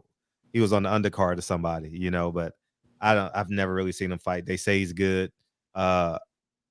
I do want to see Triple G and Canelo. I didn't watch those fights because I was boycotting Golden Boy at the time, so I ain't see the fight. I'm interested in that fight because I believe Triple G gonna get knocked out or he gonna get beat bad, you know. So or one of them will, and so it'll be. I think that'll be so I'll be looking forward to that fight for sure. Looking forward is subjective. I'm not like planning my day around it, but I'll be sitting in this chair watching it. And as a fan, I would have liked the PBC side. 1,000%, 1,000%. I think we all can learn a lot from Canelo though. You got to negotiate. I don't care no matter how close Eddie Hearn and Canelo were, he still went and got that belt. And he still forced Eddie Hearn to negotiate against PBC. He didn't just say, hey, Eddie, you're my friend, man. Hey, you're my friend, man. It's cool, man. We can hang out, man. You got to negotiate. And Canelo is proven that you can negotiate against Al Haymon. And I think PBC fighters don't get that at all. I've never seen a fighter say, I'm not taking the fight because Al Haymon didn't offer me enough money. Or complain about an Al Haymon check. Yeah, complain about Al. I mean, you can't tell me that he's 100, he's batting 100%. You know? Hey, that's what the saying is, right? That's what the saying is. Even the ones that are sitting on the shelf for a year or two, they not complaining either, really, that, you know, when they get the Al Haymon check, they cool. They go with it. So I understand that 100%. The other thing the real thing I wanted to talk to you about is, you remember the tweet I told you that Paco, the WBO, my apologies, president sent out about Lomachenko and Kambosos. Yeah. Wouldn't it be nice, 75,000 in Australia? And he tweeted to mainstream media, Dan Raphael and Mike and a few others. Remember that? Yeah. That was really right after Kambosos and Teofimo fought. Right. It was the next week. Who ordered the fight for Lomachenko and Kambosos?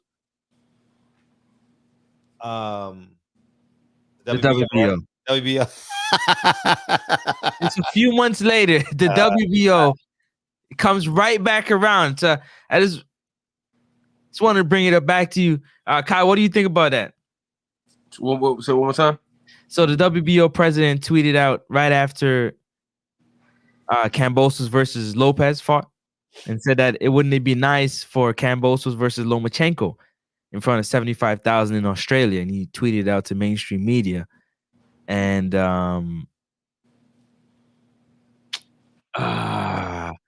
who ordered the fight for Lomachenko versus Kambosos? The WBO. Just a few months later, the WBO. I mean, are you surprised? It's Bob Arum. What Bob orders, and that's what Bob Arum ordered.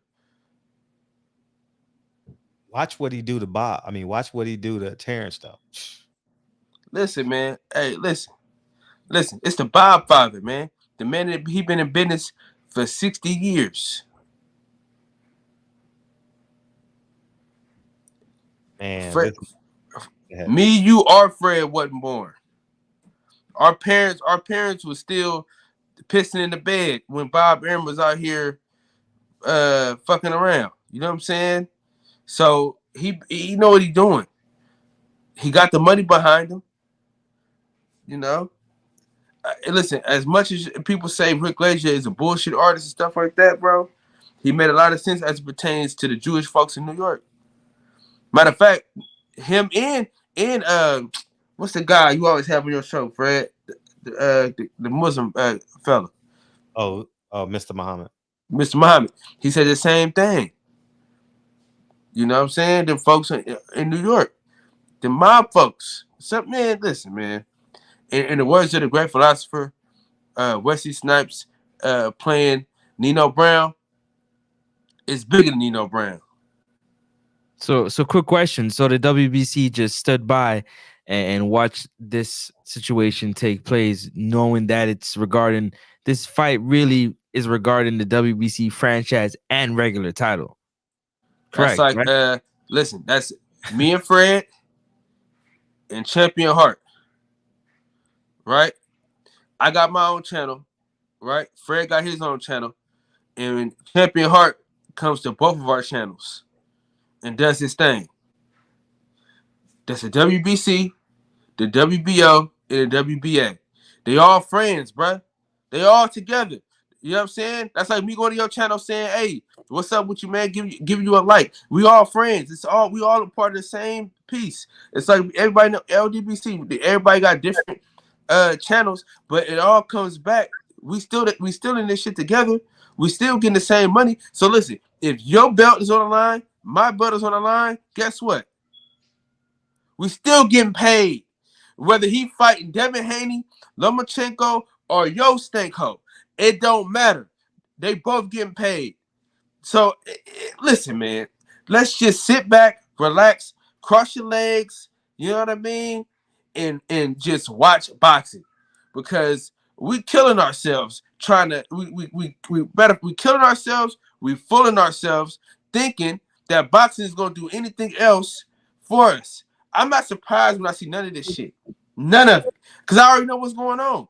Listen, I started a YouTube channel and I realized quick, oh, this some bullshit. Soon as I like started digging in deep, stopped being a fan and started getting into the media and started like really researching, and then L-Dub sending me shit every fucking day. I mean, he really just ruined boxing for me in a good way. Where it's like, he just reaffirms the shit that I already know. You know what I'm saying? So it's like, we know this shit already. Listen, what's the fight you want to see? What's the fight you want to see the most in the last 5 years? What was that fight that you wanted to see the most? Go ahead and say it. You talking to me? Yeah, It would have to be EJ and Crawford, obviously. Okay, obviously, or you can say AJ, Deontay Wilder. That's one, yeah, too, yeah. Tell me something I don't know about those fights.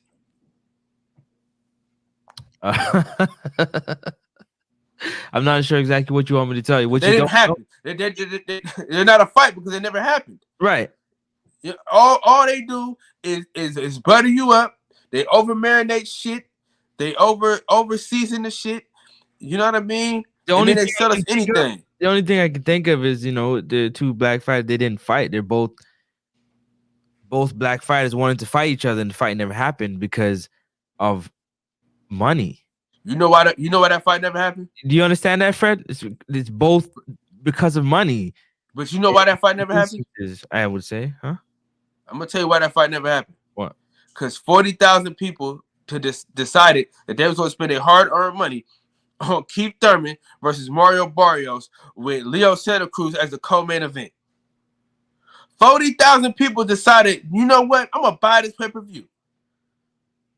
So as long as dumb motherfuckers is buying, they gonna keep selling.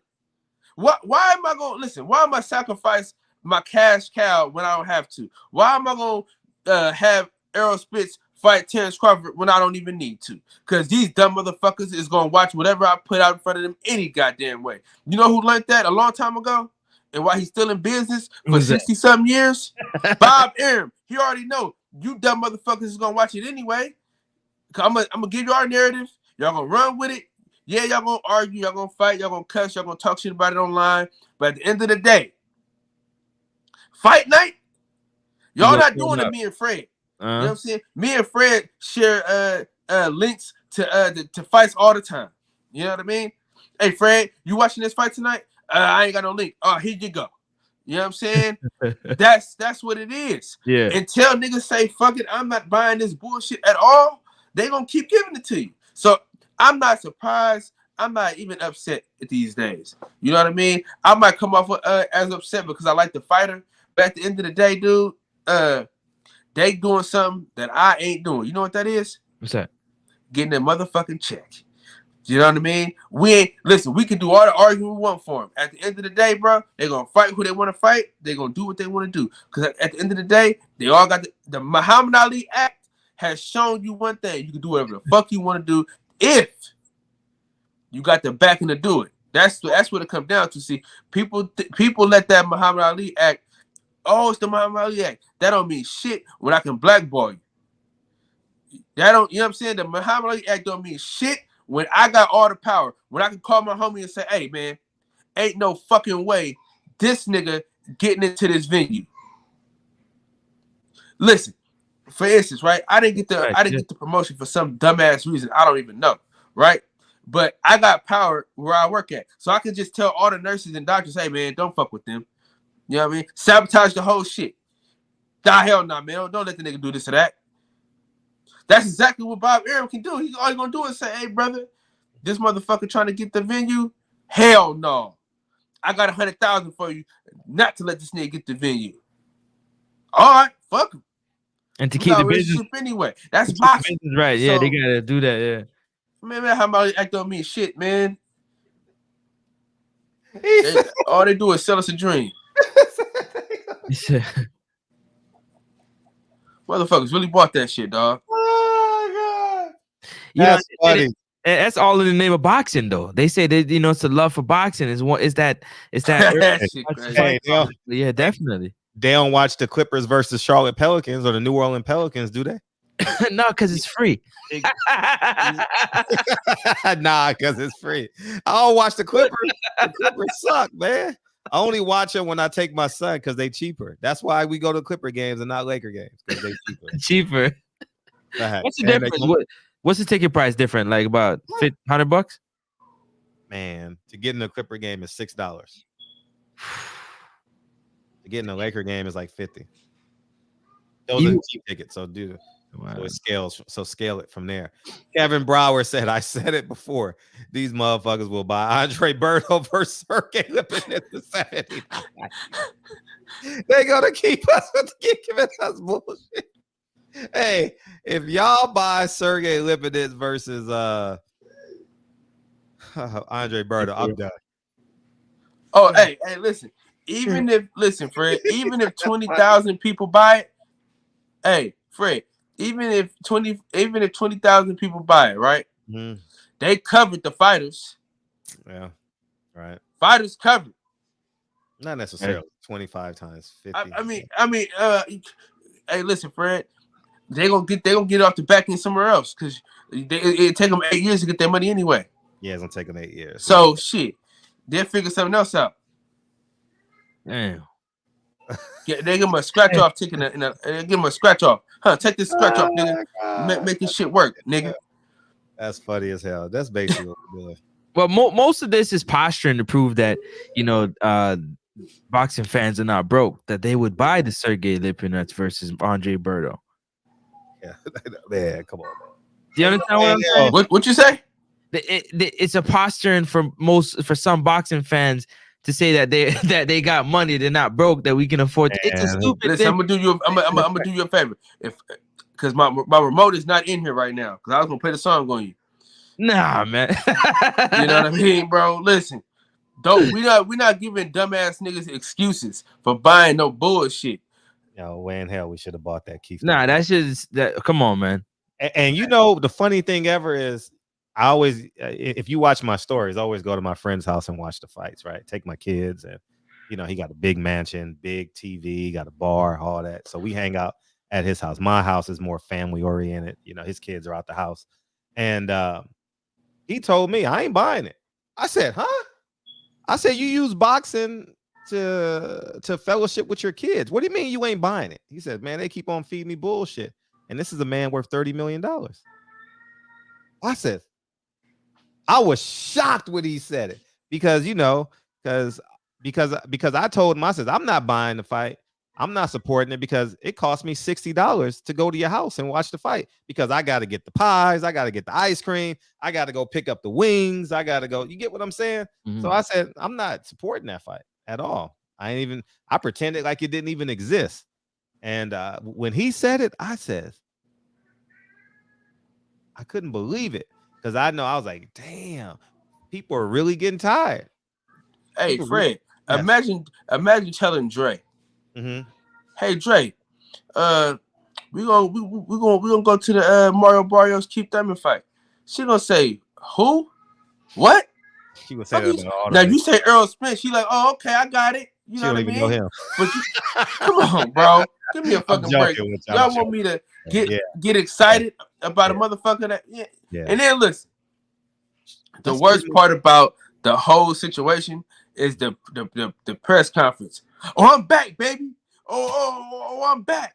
Man, I want all the champions. I Man, ain't even hear shut that the shit. fuck up. I ain't even Yeah. watched them interviews. Fuck him. Dude, I listen. I had to just so I can have more. Listen, I've studied Keith Thurman just so I can talk shit about him. Mm-hmm. Yeah. No, but yeah, Dre does know who Earl Spence is and Wilder and Gary Russell and so If on. you told her, hey, Dre, let's sit down and watch this Keith Thurman Mario Barrios fight, she gonna say, oh, okay, what's their record? What was their last fight? Right. You know, she a doctor, so she gonna ask some questions, nigga. You know what I'm saying? You ain't gonna be able to answer no questions. What was you gonna say? If she said, hey, Fred, what do you think about Keith Thurman in his last fight? Nah. He got beat up by a 50-year-old man. Come on, blood. Come on, give me a fucking break, man. Nah, she ain't watching none of that shit. She won't even go to a Floyd fight. She has no desire for none of that shit. Yo, real quick before I get out of here, Fred, Kyle, I just want to know, now that this fight is canceled for Castano versus Charlo, what do you think is the play going to be for Jamel Charlo? One of the mandatories obviously is going to be called. Which one do you think is going to be first? I think he's still fighting on that date. He's still going to fight on that date. Yeah, so if he fights on that date, that means it was planned. Because you don't relieve a fight, a unification fight, or an undisputed fight.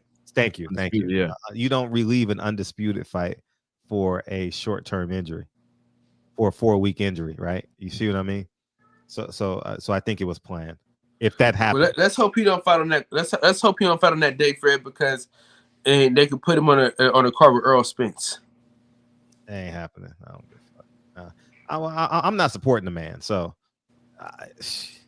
now I'm just saying, if you don't go to the fight, because Earl Spence, I mean, they sabotaged my man. You know what I mean? I meant to talk about that tonight too. Yeah. How the fuck can I buy that pay-per-view, Fred? Let me get to the. Hold on, I'm checking my kids. We'll be right back. Yeah. They done tore that place up.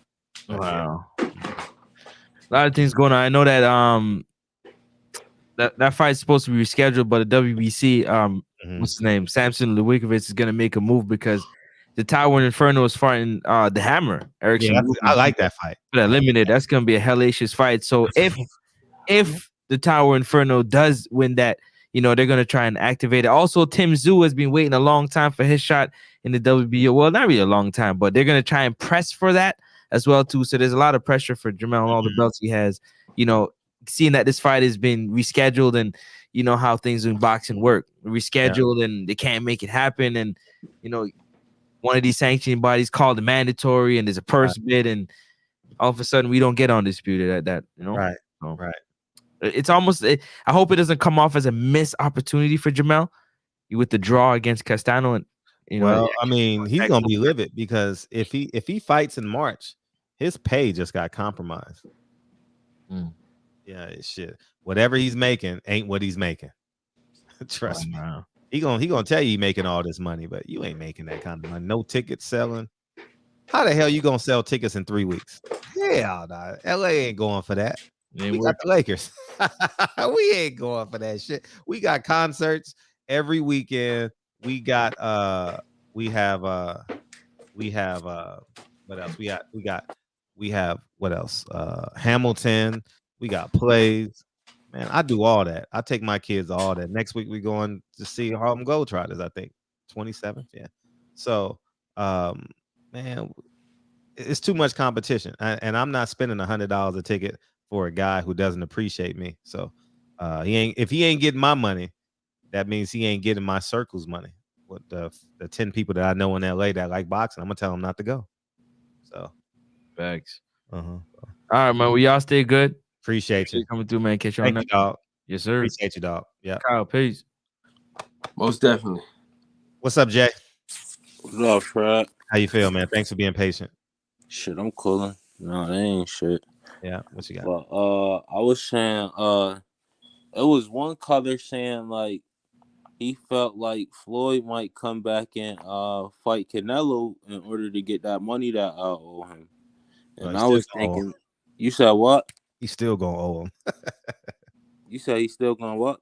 He's still gonna owe him. He's under that contract. That contracts don't change.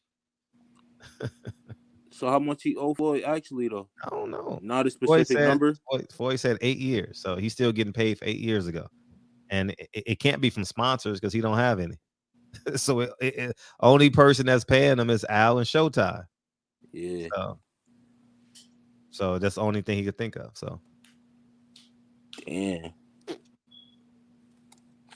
Damn, nah, I was thinking that fight could probably happen, but since you saying it like that, yeah, that shit ain't never gonna happen. Never, ever. Nah, Floyd better start thinking. Hey, you know what's interesting about Floyd? I saw a clip on I think Tone Brown. I think somebody sent me a clip, and it was the Floyd interview. I'll probably watch it next week. It was the Floyd interview with the Pivot. And he called his son-in-law his rap name. I thought that was weird. Hey, bruh. I thought that was weird to me. And then he said school. He said school. Instead of saying the motherfucker was in jail. Oh, yeah. He said he's going away. Yeah, I don't know. But the fact that he called him NBA Youngboy, I thought that was really weird. I thought that I don't know his real name. Maybe I do. What's his name? Kentrell? Yeah, it's Kentrell. Yeah, Kentrell. Yeah. So call him by his real name. Like, you don't. I didn't know family called family rappers' names. They don't fuck with each other, do they? That's a little clout chase. Yeah, facts. Yeah, I don't know. NBA Youngboy. I don't know. I'm not calling my son-in-law NBA Youngboy. Hey, if you marrying my daughter, you have to kid with my daughter. I'm gonna call you by your first and last name, dog. Facts. You know what I mean? I'm not calling. Hey, Ice Cube. Hey, Ice T. I thought I said that's some weird shit. Yeah, that's weird. Yeah, he laid down with your daughter and had a baby. Like you gotta talk to him like he's a human being, not like he's a man, like a hip hop artist. That's probably why he don't fuck with Floyd. Yeah, he did say, but they probably better now. I mean, it's been some years, and oh no, NBA Youngboy immature. Is he? I don't know. Yeah. I don't follow him at all. That's why he always in jail. Yeah, well, he's in jail now, right? Nah, he home now. He just bailed out. Oh, he still got a case then if he bailed out. Yeah, he still got a case. He got a federal case, actually. Oh, shit. What, he got gun charges? What he got? He got gun charges and some gang-related shit. Oh, man. They going to get him with them gun charges. Yeah, they going to toast his ass.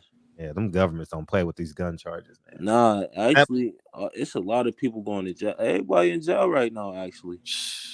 Like, I remember that Plexico Burris shot himself and his went own to jail. self. He was on some dumb shit. And he just won the Super Bowl? I don't know. No. No, Plexico Burris won with the Giants years ago. How do you he shot himself when he was on the Giants. Yeah. But he's not in NFL no more. That was not long ago. Yeah, maybe he did win a Super Bowl, but how do you get caught shooting yourself? How do you get caught? Because they could always tell from what the angle. Yeah, like it's weird. Like, how did you and then like they're gonna ask like who shot you? Like, where did this happen? Oh, but he don't have a private doctor?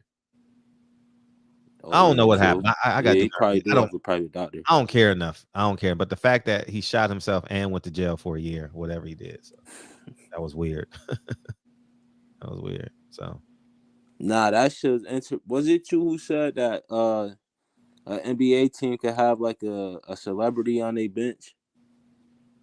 Ooh, say it again, please. Was it you that said like an NBA team could have like a celebrity on their bench? No, I don't know if I said that. Oh, no, I heard somebody say that shit. Okay, that shit was some weird shit to me, but that's why I was asking that shit like for you to clarify. But all right, no, that's all I wanted to ask. I appreciate you, dog. Yeah, one. What's up, Kyle? Yeah, I'm trying to monetize this channel and shit. Oh, good job. That's what's up. That's what's up. Trying to figure this shit out. That's definitely what's up, man. Yeah, man. We moving and shaking, man. The channel's doing good, man. More people are actually watching it on a replay than live now, so which is cool. Yeah, well, I think because we got so many shows going on at the same time, So, Fred, yes. you try to open up these niggas' eyes, man, and they want to glue their eyes shut. Yeah. Did you hear Terrence Crawford say what I said word for word today? Did you hear that? Nah. He did an interview with Radio Raheem, and man, they love that nigga, don't they? Well, I mean, man. Yeah. Radio Raheem. See, Fred, you ask too many hard questions, Frederick. I ask the questions y'all want to ask. Like, I don't ask questions about me. Like I this is why I think I'm good. When I was interviewing Earl, when he started talking about Farrakhan, dude, that was a whole hour and another hour to the show. I just bit my tongue and just kept on asking questions. So I would hammer. I wanted to have those conversations so bad, dog. I was like, okay, no, it's not about you, Frederick. It's about your show. It's about the people it's about the people there. It's about the people that are listening. And yeah, but I was real interested as to why, because I was on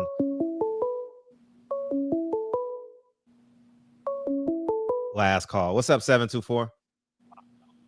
What's going on, Fred? Hey, what's up? Who this? It's Smokey, first time caller from PA, man. From who? From where? From PA, Pennsylvania. Oh, okay. Pennsylvania. First time caller? Yeah. Long time listener, brother. Thank you, dog. What are you eating? A fish sandwich? No, I was eating that little little piece of Pop-Tart. Okay. What's up? Sound like something that's in between your teeth. What's up? It's all cool, man. Hey, man, did you ever think that a lot of, I caught a little piece of the show, you know what I'm saying? Did you ever think of these fighters be in these certain rooms and they can't really move on because they've been tapped, and, you know what I'm saying? They in that whole, you know what I'm saying, that old weird shit, you know what I'm saying? And they can't really do what you saying, you know what I'm saying? You giving them the game and shit, but they can't do it because they done took certain oaths and shit. You know what I'm saying? Yeah, you ever think about that, bro? Because you be saying some real practical shit that everybody should know. If you got the bread, just do this. Yeah. You see what I'm saying? Right. And do you ever think that they can't just do it because they in these rooms, they in these rooms, and they didn't take the Cat Williams and say, you know what, I'm up out of here, man. Facts. I do. And I'll take my answer out the air, brother. No. Wait. I got one question for you. I just gotta ask. When you eat a pork chop sandwich, do you put mayonnaise on your bread? I don't even eat pork, brother. Oh, okay. I was just curious. You just sound like a motherfucker that know how to make a pork chop. That's all. No.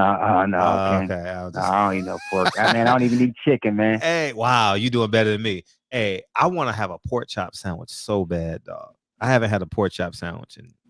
I tell you what, man, I ain't ate nothing from a pig in over 15 years, and the only thing I would have is probably like a bacon sandwich or some shit like that, brother. Well, you've had pork. What's the why such? I just had pork and Pop-Tart. No, you said bacon. No, bacon is pork. No, I said the only thing I would miss about a pork, you know what I'm saying? And it said the only thing I miss about pork is probably the bacon. I ain't had nothing from a pig in over 15 years. What? Okay. No, Lord. Okay, got you. What? Okay. What inspired that? What, the question? No, not eating pork. Just reading shit. You know what I'm saying? Just like reading shit, like, you know what I mean? Just certain shit. You know what I mean? Just reading shit.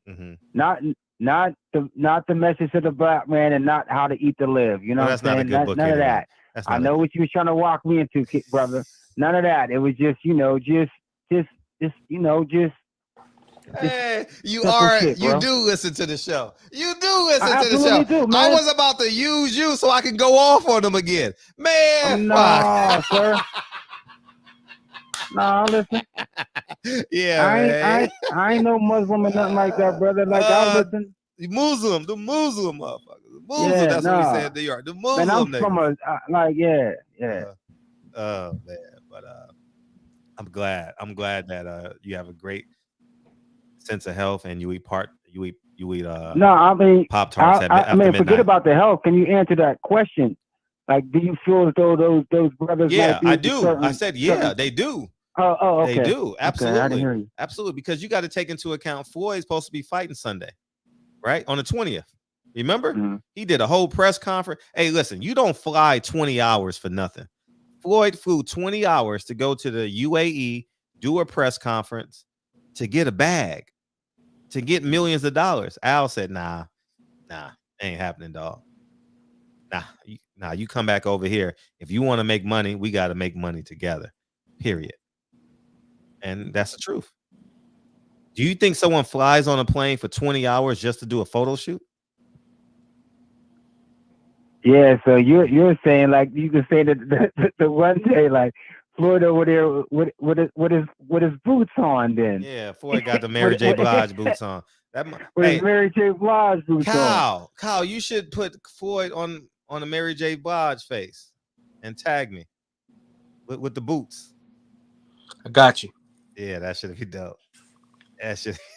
Hey, you should edit out the pinata forms though. You should edit that, cut that piece off. You don't need that. Hey man, Fred, that's it's hard though. It's hard to do that, man, because I be thinking that a lot of these fighters being starting these rooms because you lay out the blueprint. A lot of these dudes got the bread, and you be like, why can't you do this? Yeah. Why can't you just do this?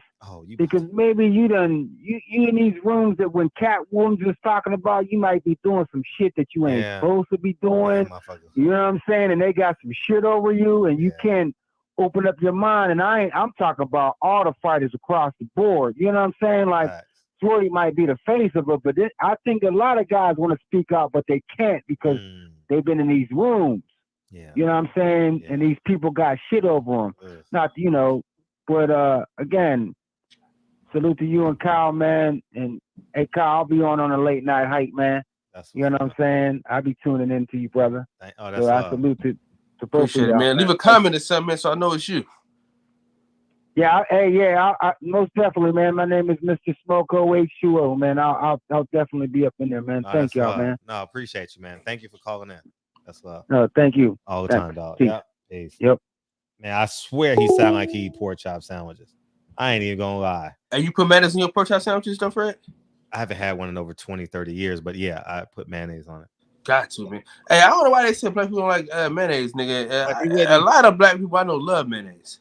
But I wouldn't even know where to begin to what do I put on the pork chop sandwich? Because mayonnaise is too gooey for me now. Like it's I couldn't eat a lot of mayonnaise. It would have to be inside the bun. You know, like mayonnaise can't drip outside the bun for me. That shit is just should drive me insane. But yeah, man, it was a great show. I mean, we learned a lot tonight, I think so. But yeah, man. So today is Thursday. I'm gonna do my best to get in here on Sunday and do the show. Sunday, I'm shooting closer to my home, and so hopefully I can get that done and be here by 7:30. Monday, I'm shooting a little bit of ways from my house, so it's gonna take me some time. So maybe I'll just we're gonna play it by ear these 2 days, Sunday, Monday, but Tuesday, whatever. We're going to pretend Tuesday is February 21st, 1965. All right. If I got to come back Tuesday. So just so you know. And we're going to do a show on Malcolm X somehow, some way, and boxing. But yeah, I'll push the conversation to Malcolm. I was trying to push him, man, because I wanted him to say, man, I used to be a Nation of Islam, man. I wanted him to say that, man. It's just sad. Hey, you know what the funny thing is? Last week, like we're on chapter 14 now, Lincoln and I, and we're winding down. We got like 6 hours left in the book, and by the way, audiobooks. Let me tell you something. I'm back, y'all. I'm back, and let me tell you something. Cut the music off. Buy you one audiobook a month. Changes everything. Lincoln's articulation. The fact. Listen, I wish he had a homework assignment today, and this homework assignment was write about a book that you're reading right now. And he has hundreds of, I don't know about hundreds, but he got about 30 books upstairs, and we read a book every night before he goes to bed. And he was like, "Oh my God, my homework is I get to write about Malcolm X. I'm so excited." He was jumping up and down, shaking like a little kid. I'm like, shaking like a little kid. Like, yeah, like the little kid shake. Like, I'm saying he is a little kid. Yeah, he is. yeah, shaking like a 3-year-old. You know, like, I get excited. But moreover than that, we were driving to school, and we drive for about 20 minutes a day to get to his school, and so we play 20 minutes going up, so we get about 40 minutes a day with the book. And he said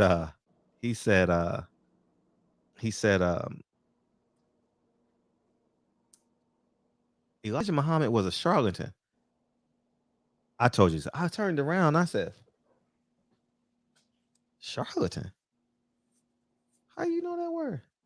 I was just flabbergasted that he knew that word, that he used it in the right. I didn't know that word till I was an adult, what a charlatan was. And I'm like, wow. Telling y'all, that music is, all we do is listen to jazz and read audiobooks and stuff like that. And the only rap song he knows is the first line of Nipsey Hussle's song. I'm prolific, so gifted. I'm the type that's gonna go get it. That's all he knows. That's it. Outside, he don't know no other rap song. He don't even know who Snoop Dogg is. And he's gonna learn because he ain't gonna know Snoop Dogg because he wore that damn Crip outfit. And but he's gonna learn a lot through the interaction with his kids at school, you know. But you know, so they definitely have value in his life as it pertains to he's gonna learn all that cool stuff like cars and stuff. Like he said Fred. He said not Fred, but sometimes he called me Frederick as a joke. that makes the kids laugh when they call you by your first name. It's the funniest thing to them. And he says, yeah, you know, a Bugatti is expensive. I'm like, how you know what a Bugatti is? But it's the conversations he has on the field with the kids. On the playground. At the playground, you know. Playground. So yeah, man. So that's where we're at with this. And hey, Fred. Yes.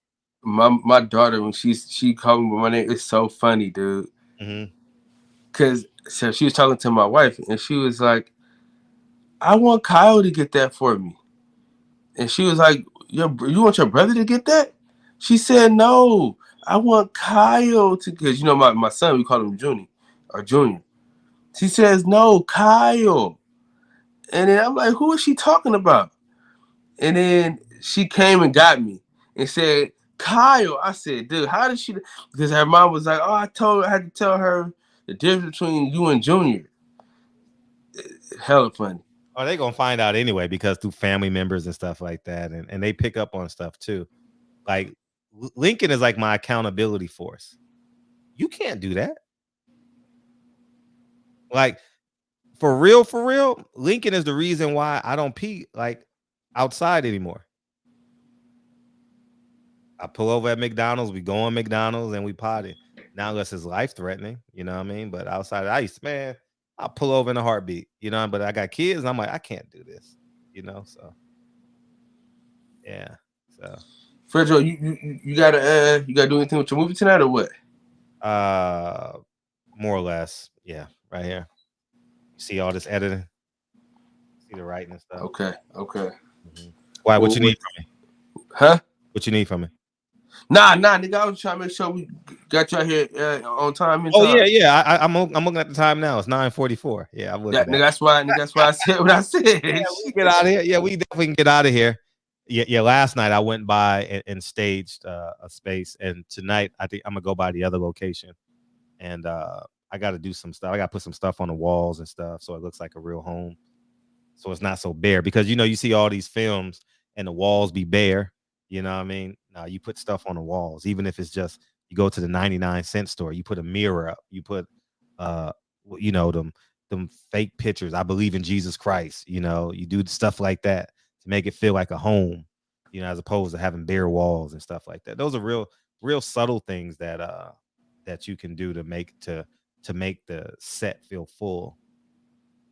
So you'll see stuff on the walls in this film, and stuff like that. And then you use it for location stuff too, so to make people think that they're in a different place, so little stuff like that. But yeah, Monday is the February 1st, 1965, man, 3:15 p.m., 3 o'clock.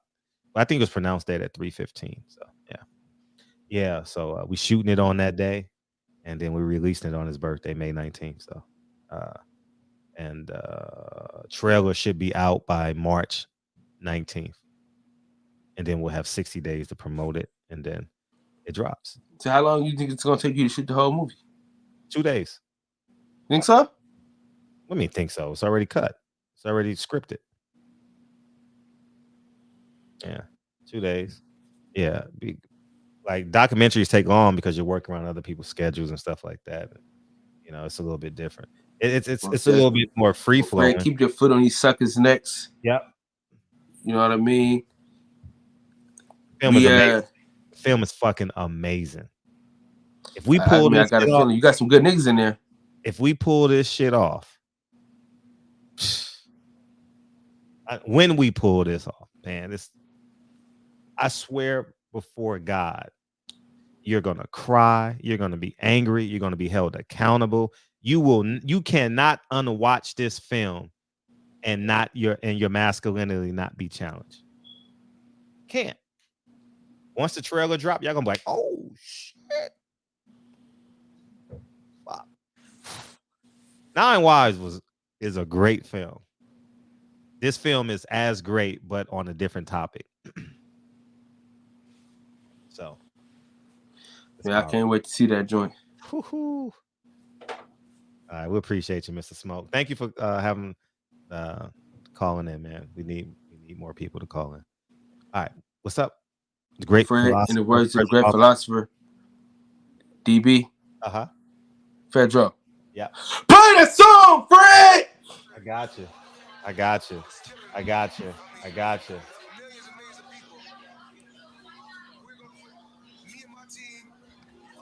Mr. Smoke, Brent Jones, Belinda, Jeremy, Rob G, Nick, Jeremy, Wayne, Shaki. Oh, that's a Nick. I come this way before. Brent Jones, Jeremy. What's up, Nick? Hey, Kyle, did you watch my video that I did last night? Oh, that shit was funny, man. Welcome back, Phantom Brawler, Champion Heart. It's all love. Hey, everybody. Yeah, it was found in the basement of Audubon. Yeah. It never was collected. It's been in the basement for 25, 30 years. Hey. So anyways, what was I talking about? Oh, everybody go watch my video. Dog, this shit is hilarious. If y'all need to laugh, y'all need to go watch this video. Where is it? I think it's this one.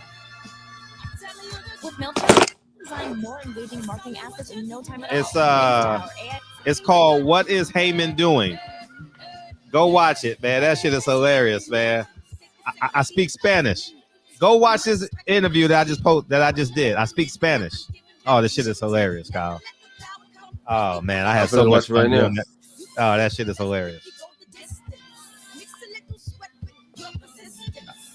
If y'all want to see me speak Spanish, go to that, man. Go watch. Y'all want to laugh. I'm about to play it. I'm gonna play it on the live stream tonight. Yeah. Play it. Yeah. Yeah, Malcolm got his butt beat trying to box. His brother was a boxer. Brother Filbert was the boxer, right? Children, it's a given. He lost to a white boy. Malcolm got beat up by a white boy. Love y'all, man. You turn to be the greatest, yeah. Bobbing and weaving it. That's what I do it. Rob G Films. And then Wayne, he tried to get a rematch. You know what I mean? He tried to get a rematch. And he got beat again. Who was that? Malcolm X. You ain't read the autobiography, huh? No, I didn't get to hear it because my wife called me in the middle of talking. Read the autobiography. It's a great book when you get a chance. No, I'm saying I didn't even hear what happened. Oh, when Malcolm X was a kid, Malcolm Little, he tried to be a boxer like his brother Filbert, and it didn't work out too well for him. He got beat up. He got beat up by a white boy in a tournament, and then went to his hometown and got beat up again by got knocked out actually. Yeah. Dang. Yeah, man. Man, audio books are so powerful. I'm always gonna have audio books on deck for my kids, man. Hey, listen, I got that iTunes, so I need to step my game up. Yeah, I use Audible. But love y'all, man. Appreciate y'all.